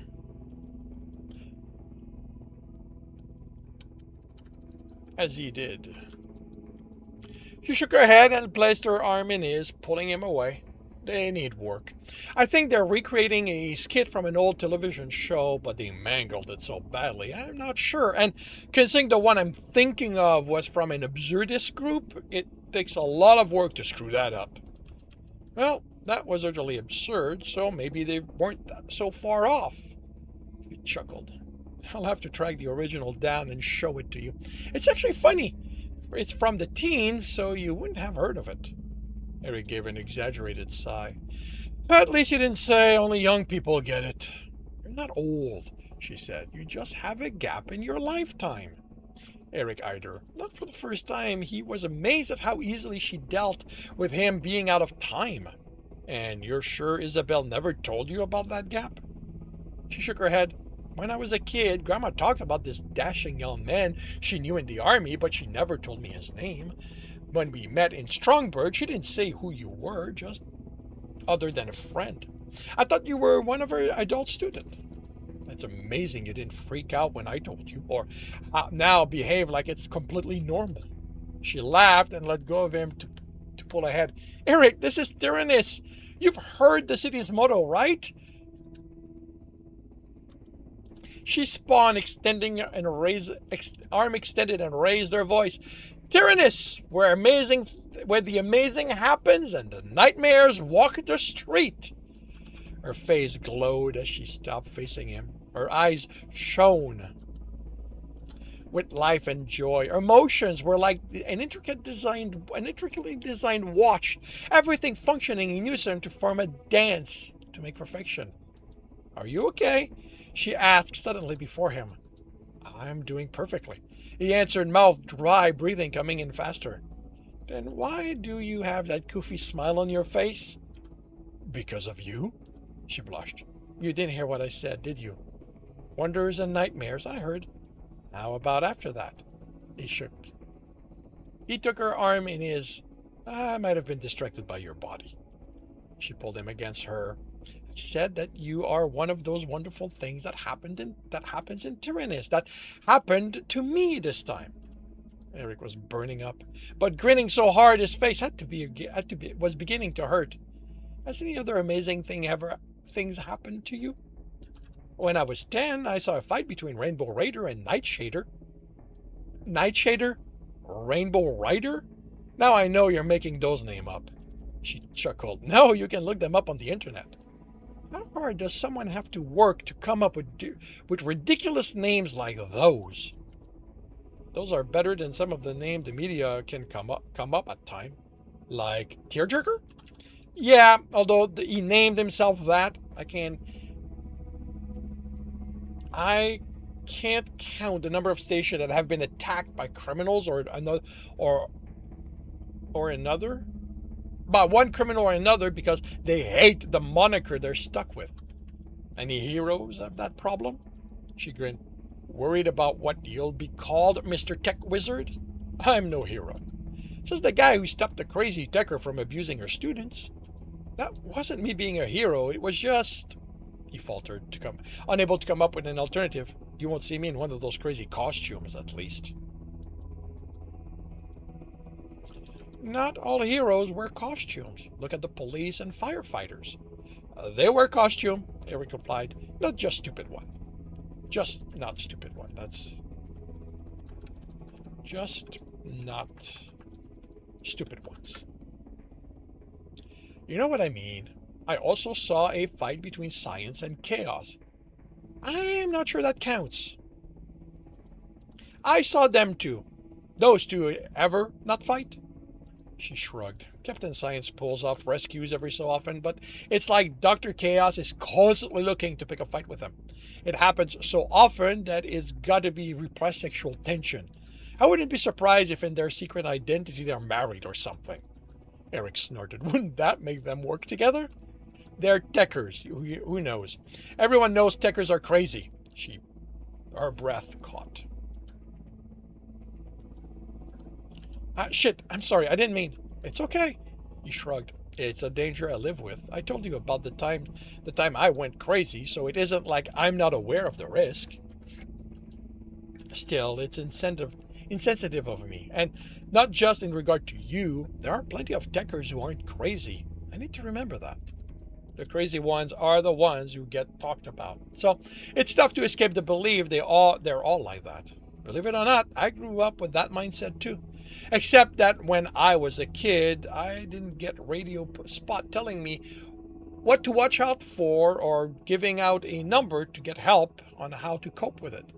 In a way, I was lucky growing up when I did, where there wasn't so much technology around. Emotion to the people in the crowd, easily half of which were looking at their phone. I can't imagine what it's like. I can't imagine what it's like growing up today, trying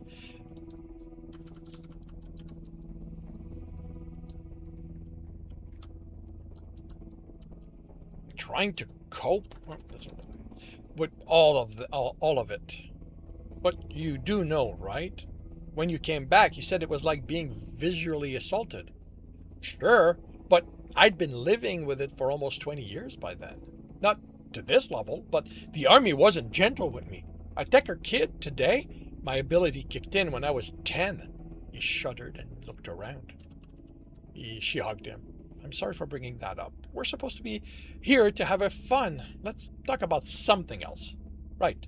No wallowing in the past or letting what might have been bring me down. Might have beens bring me down. I'm here with my beautiful girlfriend to have a fun time. Exactly. She indicated an eagle juggling 4 balls, and I think this is going to be a good place to get your spirits up.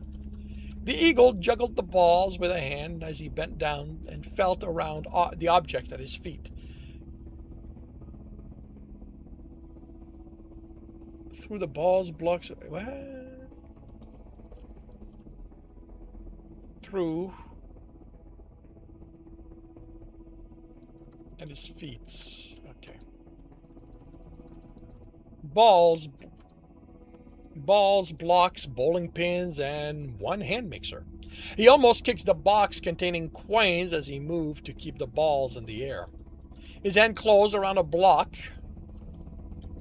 and it bumped a ball as he straightened, adding it to the air to doze.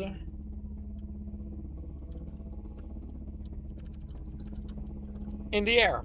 The one on the ground rolled to Eric, and he picked it up. He tested his tensile strength, its weight, its bounce. He even lobbed it in the air and caught it. You know that's mine, right? The eagle said, glancing at him and focusing back on the items he kept in the air. Sorry. No problem. Just send it back my way. Eric lobbed it to the man in a smooth arc, who caught it and kept juggling. Not what I was expecting, but it works.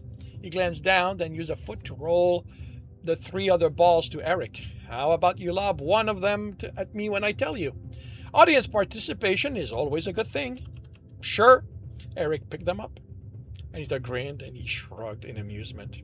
The balls were identical to the previous one. He bounced 2 of them in one hand, from one hand to the other. You a juggler too? The eagle asked. No, just testing how they bounced. Scientist, then. No, it's just a reflex, I guess. Lob one. Eric did so, and the eagle was juggling 6 balls in a block. Juggling's easy, the eagle told the crowd. All you have to do is keep the balls in the air long enough so you can catch the next one to fall. What's your name? Eric? How about you give it a try? I don't. Anita nudged him. Hey, plebeian. Welcome to the stream. How are you doing today? Anita nudged him. Go ahead. Have fun, remember? Listen to the lady. I mean, you already have experience in juggling. That's what life's about, isn't it? You juggle your life at home, your career. He nodded to Amita. Your love life. Am I right? The small crowd chuckled. Eric looked at the balls he was holding. He lobbed one up and caught it in his other hand, then did it again. See, it's easy. Do it with both balls now. Lob the ball up in an arc so it'll land in your left hand. As that's happening, move the ball to your left hand, in your left hand to the right, and send that one up. There you go. Doing good, having some trouble with what you are writing. I'm sorry to hear that. What kind of trouble are you having? Eric found it easy. Lob, exchange, catch, repeat. Hey, looks like you're a natural. Try it with a third ball. What? Before Eric understood the words, he noticed the ball heading toward him in a lazy arc. He stepped forward to catch it and continued juggling. A few applauses sounded around him. Very good. You ever juggled before? The eagle asked. No, well, maybe when I was a kid. It must have stuck with you. Eric shrugged. This is just physics and coordination. I'm decent at both. Then let's put that to the test, shall we? Another ball came at him, and Eric had to step back to catch it. In the process, he lost track of one he already had, saw it at the last moment and reached to catch it, but his hand was already holding a ball. The two bounced on each other, and as he's in his hurry to catch both, he forgot about those in the air, and they bounced around him. Folks, give Eric a round of applause for a great effort. Eric blushed a little as he picked up the balls. Send one back, the eagle said.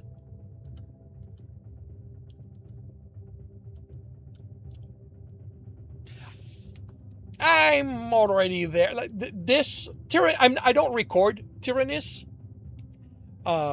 This is not something that will be published and that is published anywhere other than my Patreon. So I do this because I've got the time and just posting it there. No, well, it's not like I make a big production of it. You're trying to convey in your book that none of the three factions, including the one you're making characters for, are good guys. They are all awful in different ways, but not just shove it onto the reader. You want to be subtle. How many point of view do you have in the book?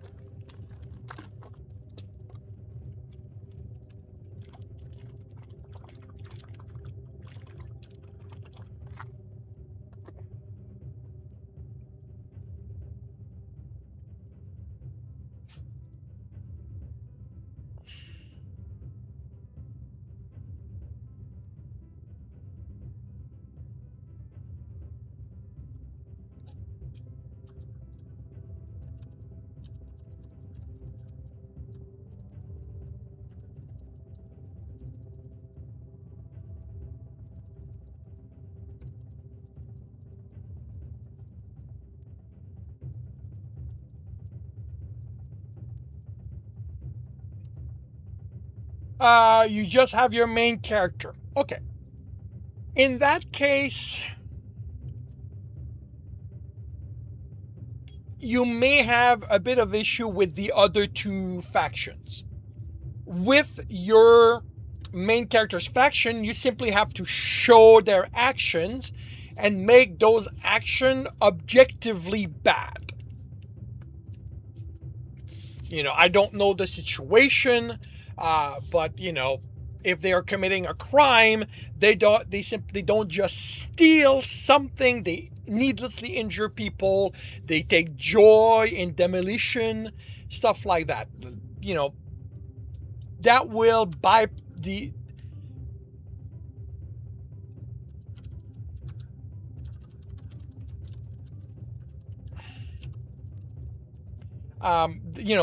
showing how they are, avoids the shoving it onto the reader.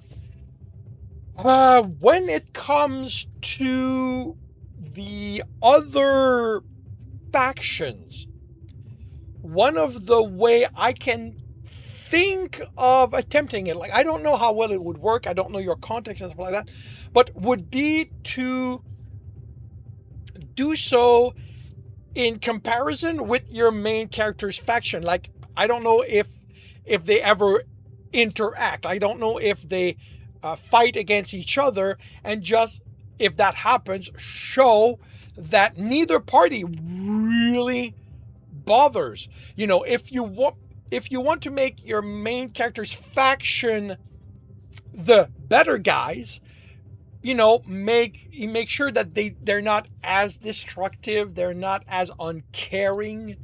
But I don't know if that's what you're going for. Uh, but yeah, that's kind of how I would go about it if I was in that situation. Like if I had to demonstrate that no one are good guys, I would show it. Like I would do it in um,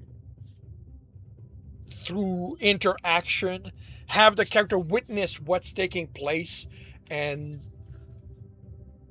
show show that no one's doing a really good job.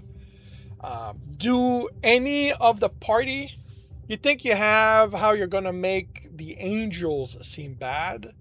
You think you're going to have your guy spy on some of the higher ups? No, you want them all to be terrible in different way. Okay, then it still remains, you know, arranging for your main character to see them in action. Um, he's going to spy on the higher ups. Maybe they can confront one other party. Does any one side think of themselves as the good guys? Do the angels believe that they are the good guys in all of this?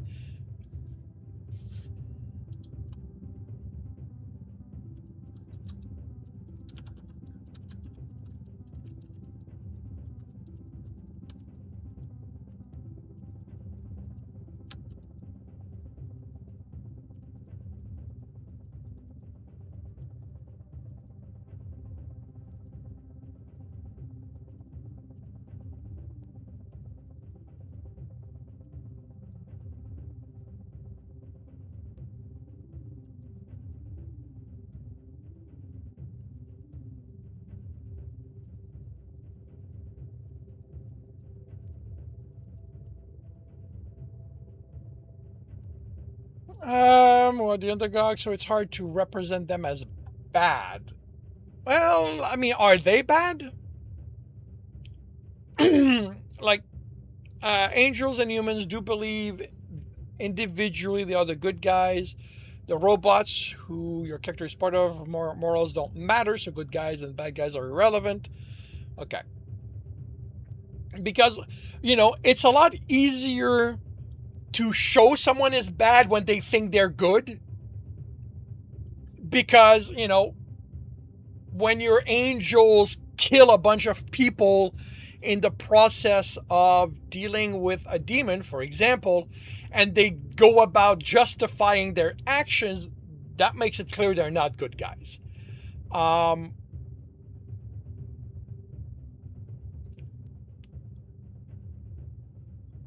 Do you are the humans the third faction in that?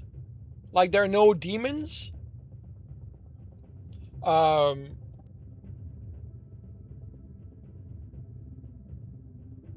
Basically, I think the first thing to determine is what makes each faction bad.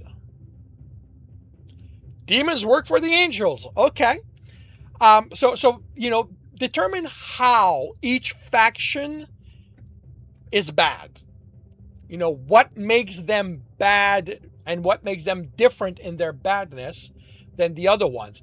And then it's about showing having the main character interact with those situations. Also, you feel that it's hard to represent humans as bad. I will so disagree with that. Humans are probably the easiest people to show as being bad, as far as I'm concerned. Humans tend to be my go-to antagonist. If my story is not about primarily humans.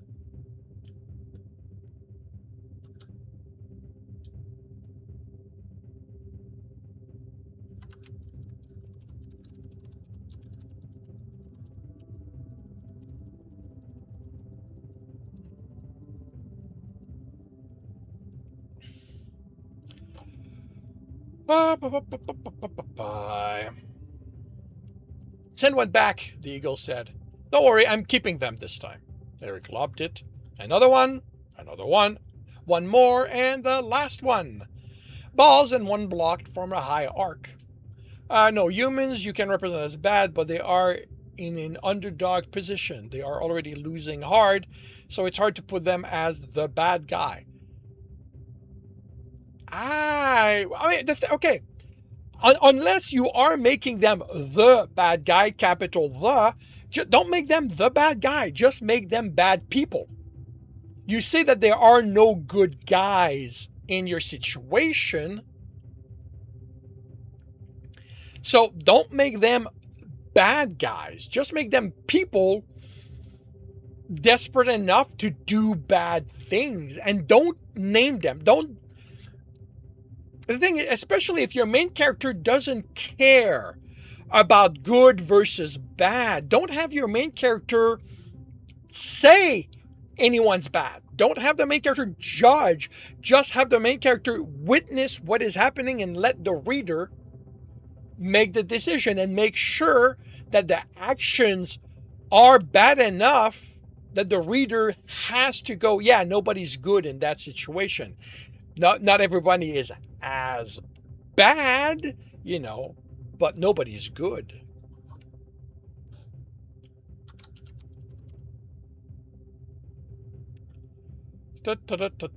Former arc.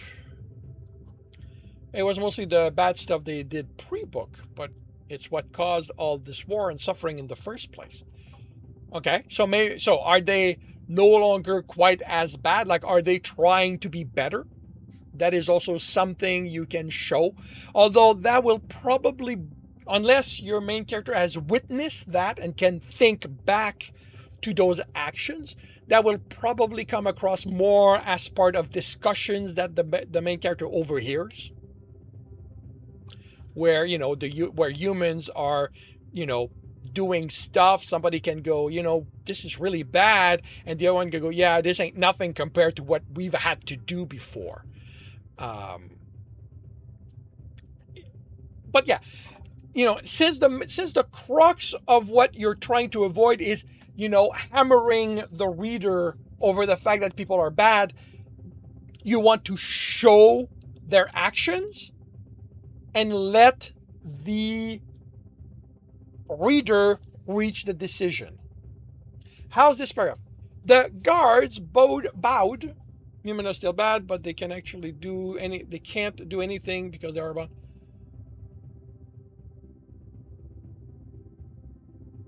Well,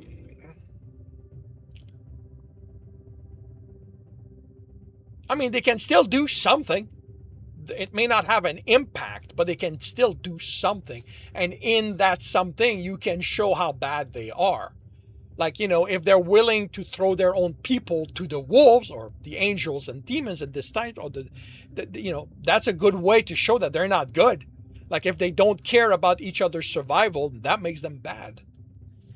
Alrighty. The guards bowed to Elder Sophia and Dration as is aura of a king. The castle came into view after half an hour, and they touched down at its gate. The guards bowed to the elder Sophia and Dration. I don't get the as is aura of a king. I don't get that part of the phrase.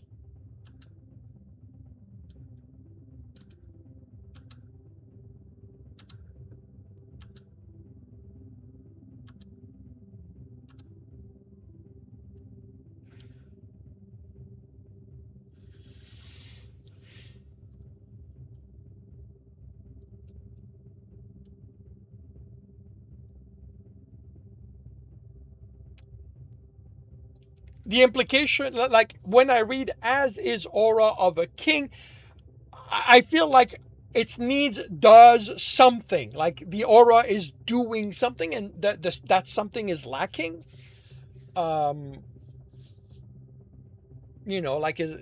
as is aura of a king washed over them. Yeah, but as is aura of a king, the way it's written, it feels like there needs to be an action, like an imp. What is the aura doing? Is it marking him as a king? Is it forcing the guards to bow?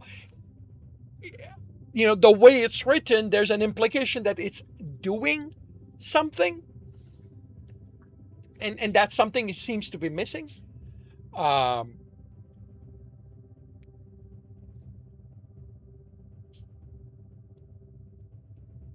You couldn't find the right word. Okay. Have I helped you find it? Found? Have I helped find them? Or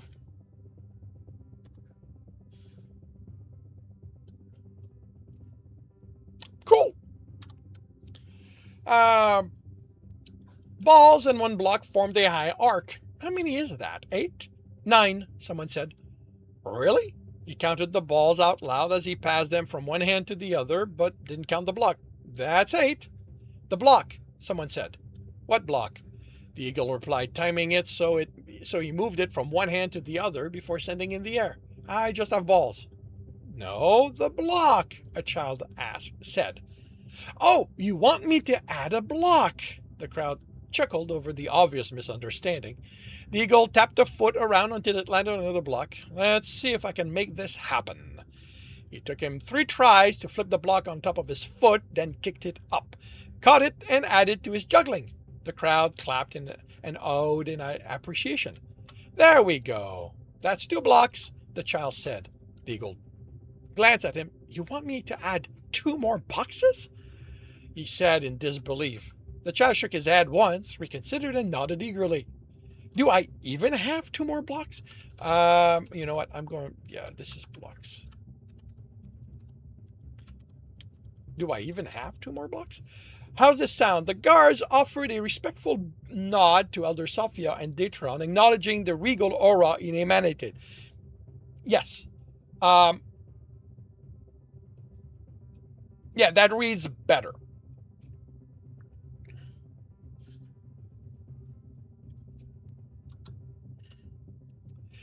Do I even have 2 more blocks? He tapped around with a foot. Left, the child said. The other left.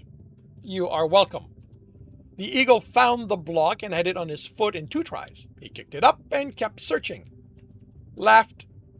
The child said ahead. He guided the eagle to the block. And the other in the crowd joined in what was purposely calculated move. He overshot the block. And the crowd guided him back to it, and he missed it again. Maybe instead of aura, use presence? At that point, it's style, it's judgment.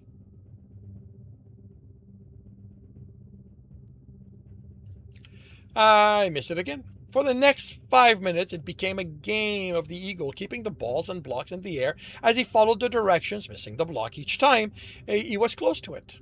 When finally his foot landed, his foot landed on it, the crowd cheered. He kicked it up, and the crowd applauded. A moment later, he almost tripped, trying to keep the ever-wobbly arc under control, and the ball and boxes fell around him.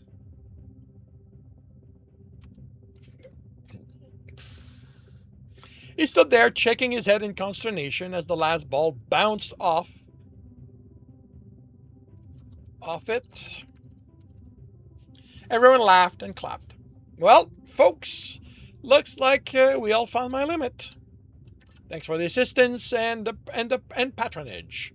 He gathered his juggling tools while people dropped money in the open box, and as they moved on to other performers. Once the crowd thinned, Eric dropped a 20 in the box. I don't need the box. Dropped a 20. A 20 in. Much obliged, the eagle said. Everything else was coins and a few $2 bills. You thinking of picking up juggling? He nodded to Anita. You could impress the lady. He lowered his voice. Girls who go wild for a juggler, you know. I don't think that's okay. And he took Eric off, chuckling. If he starts juggling, the next that'll happen is that he'll think he can juggle more than one woman at a time. Eric gawked at her, but the eagle laughed. And the lady reveals my secret. Anita, she said, offering her hand. Gavin. That was entertaining, Eric said. He beamed. Then I succeeded. I have to say, you did help a lot. He nodded to the box. First time people have been this generous. Happy to help, Eric said hesitatingly. Any chance I can talk you into coming back in 20 minutes? I'll share the riches with you. I'm afraid we already have plans for the day, Eric replied. Then I wish you a fun day. Maybe you should get a partner, Anita said, taking Eric's hand. That could be a good investment, although I suspect I couldn't pull involving a member of the audience quite as well with a trained juggler. He bowed. May you and your companion have a good day. And you too, sir. And you too, good sir, she replied, and I don't need she and Eric, they walked away.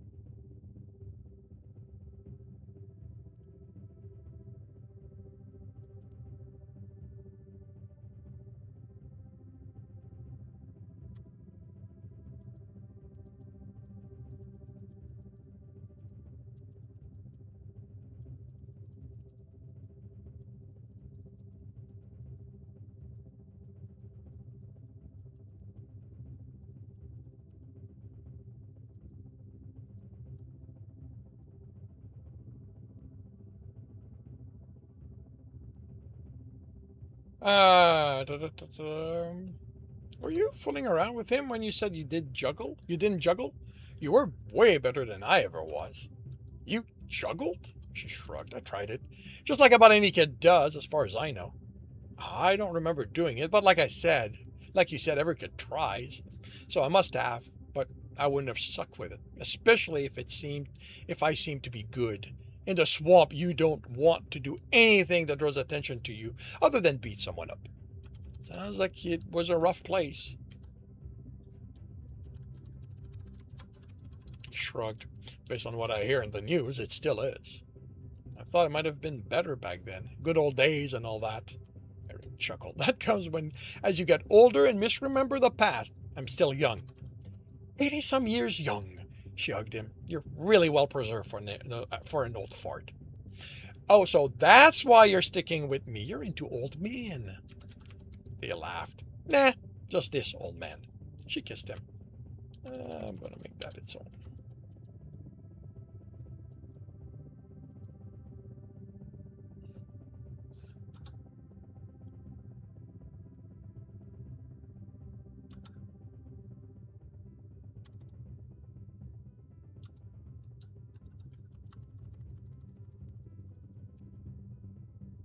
Okay.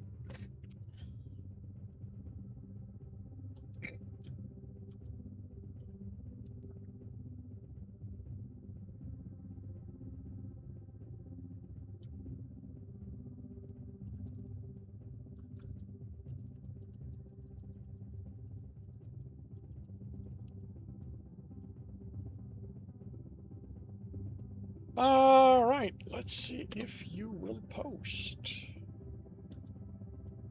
I will be right back.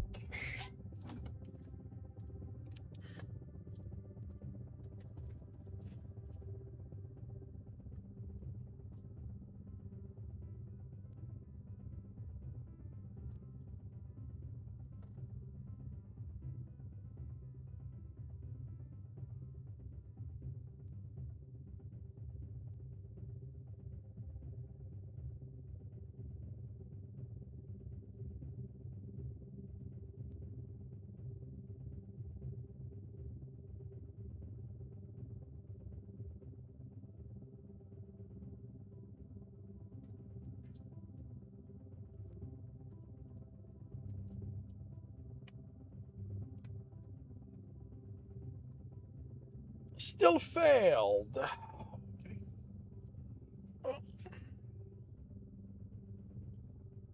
They're not in sequence, so let's see if I can. Yep.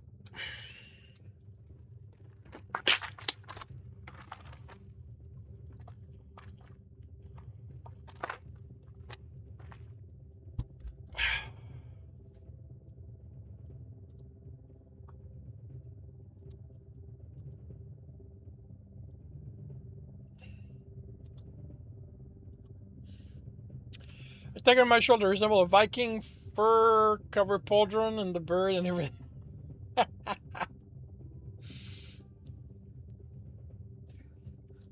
Ah, thank you.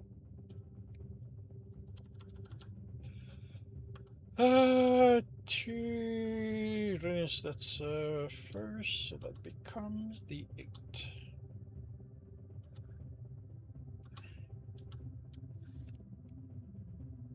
This is Ty.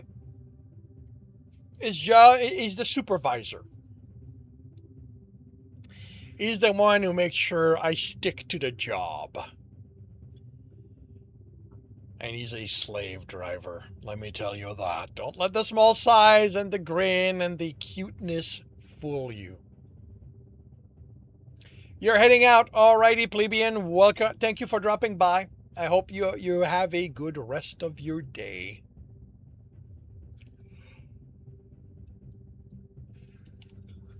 And that failed as well. Yeah, it feels like Patreon on Tuesdays regularly stops the uploads, or maybe they just do it to me.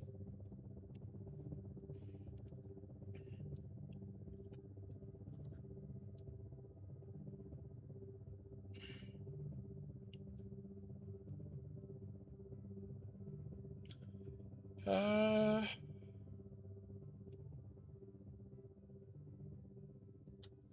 can be closed.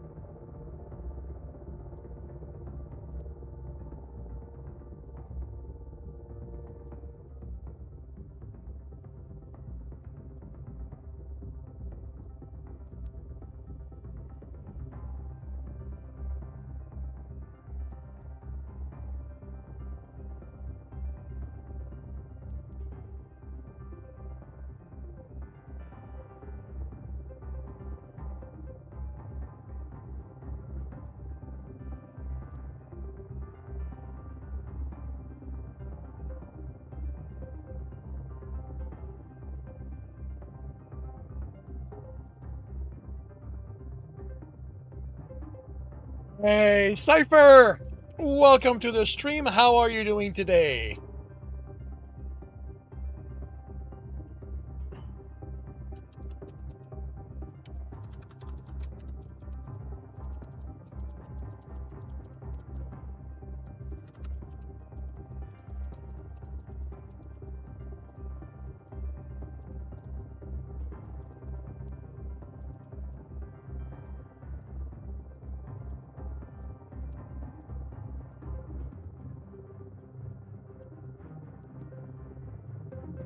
Woke up late, you hang a bit while waking before you get to work. Cool.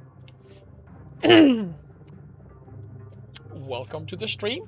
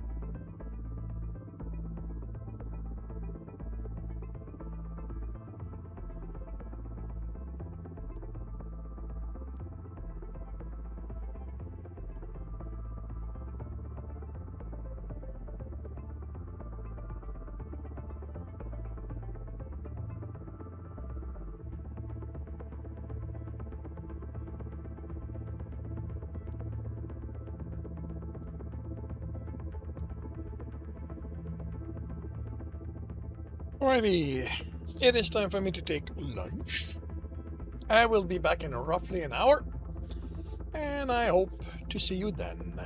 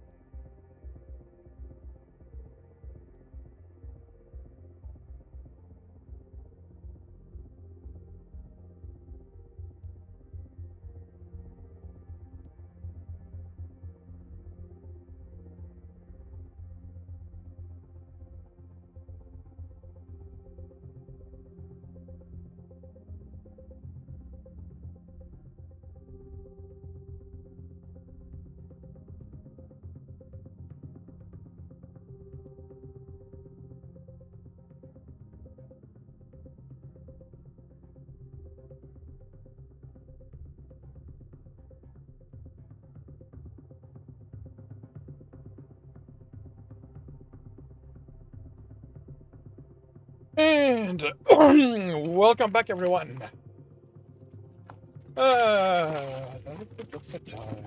You can back later if you can. That's okay. No worries, Cypher.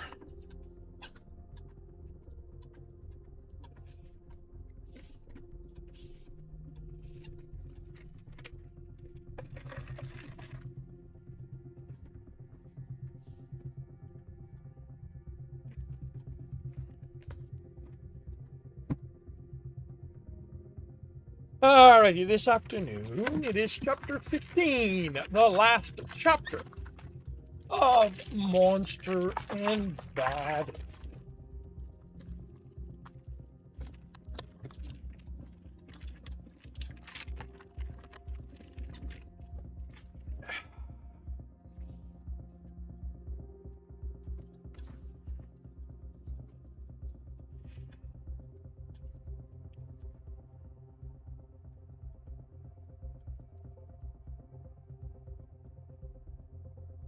It is a Thursday chapter. Do not click.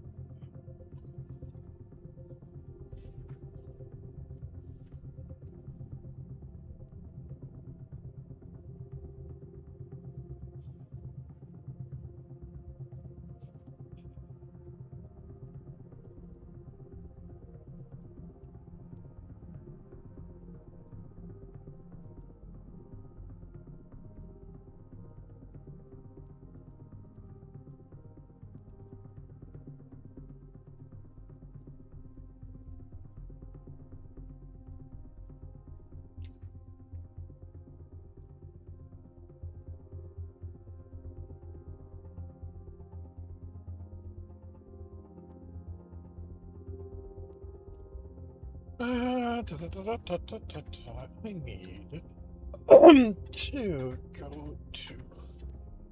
I don't think. To go to Christine.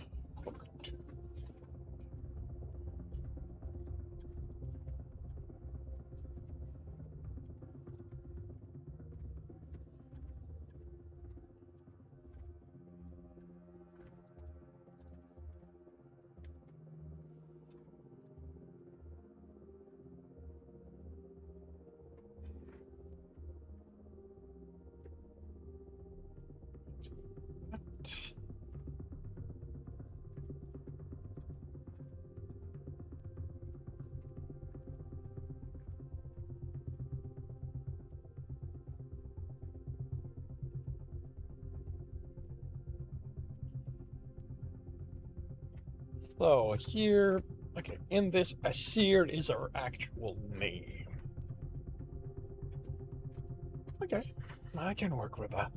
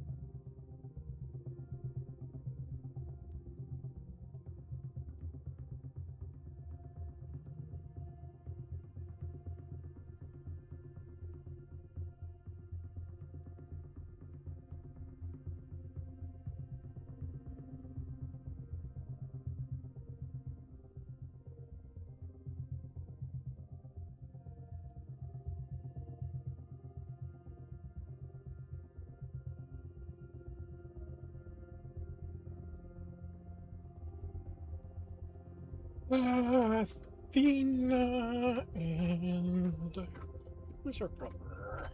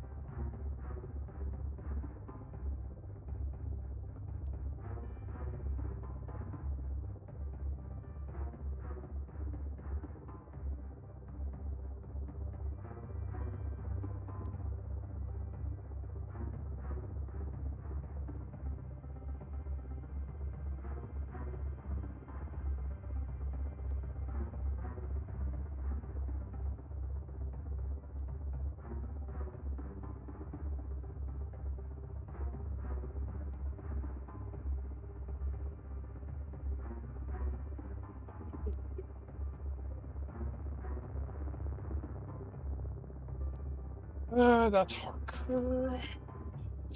Yes.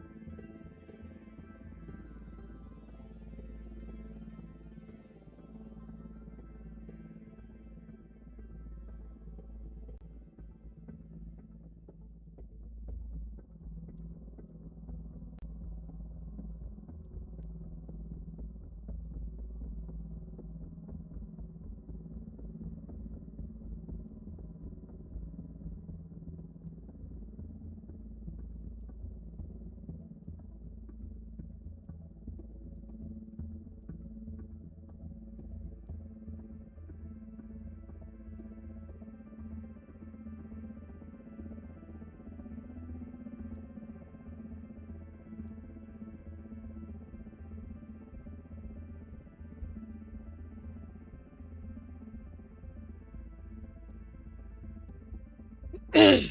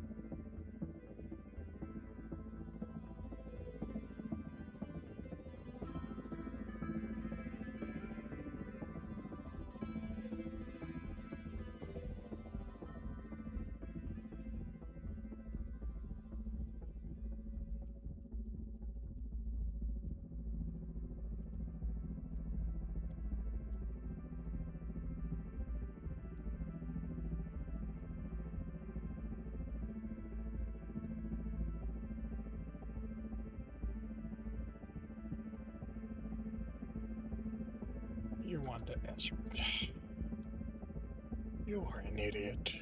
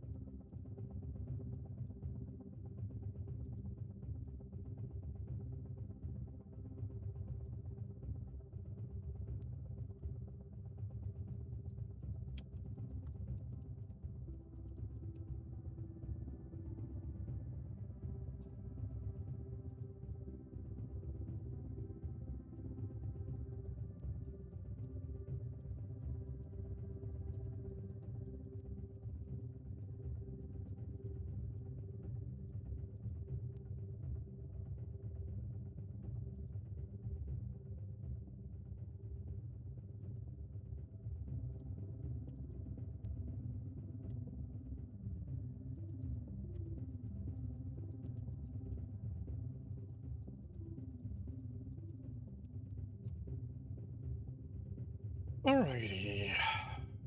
Things being quiet, my writing being done.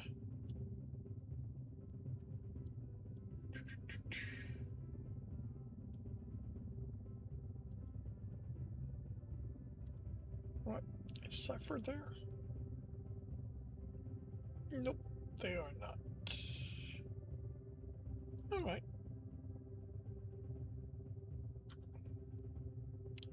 Alright, I'm gonna bring this to an end with a stream. That was quick. Alrighty, thank you very much, everyone, for dropping by and keeping me company. I will be back tomorrow morning. 8 a.m. Eastern Time, I will be working on Mind Your Step, and in the afternoon, the Technicians Fight. Right, the last chapter of the Technicians Fight. If you can't wait that long to hang out with me again, you can find me tonight, 5 p.m. Actually, probably earlier than that, with the stream ending early. And I kind of want to. This is one of the right time. I want to get back into Stationeer. Yeah, I'll hope to see you then. If wait a minute, tonight 5 p.m. Eastern Time on the Playing Tiger. If you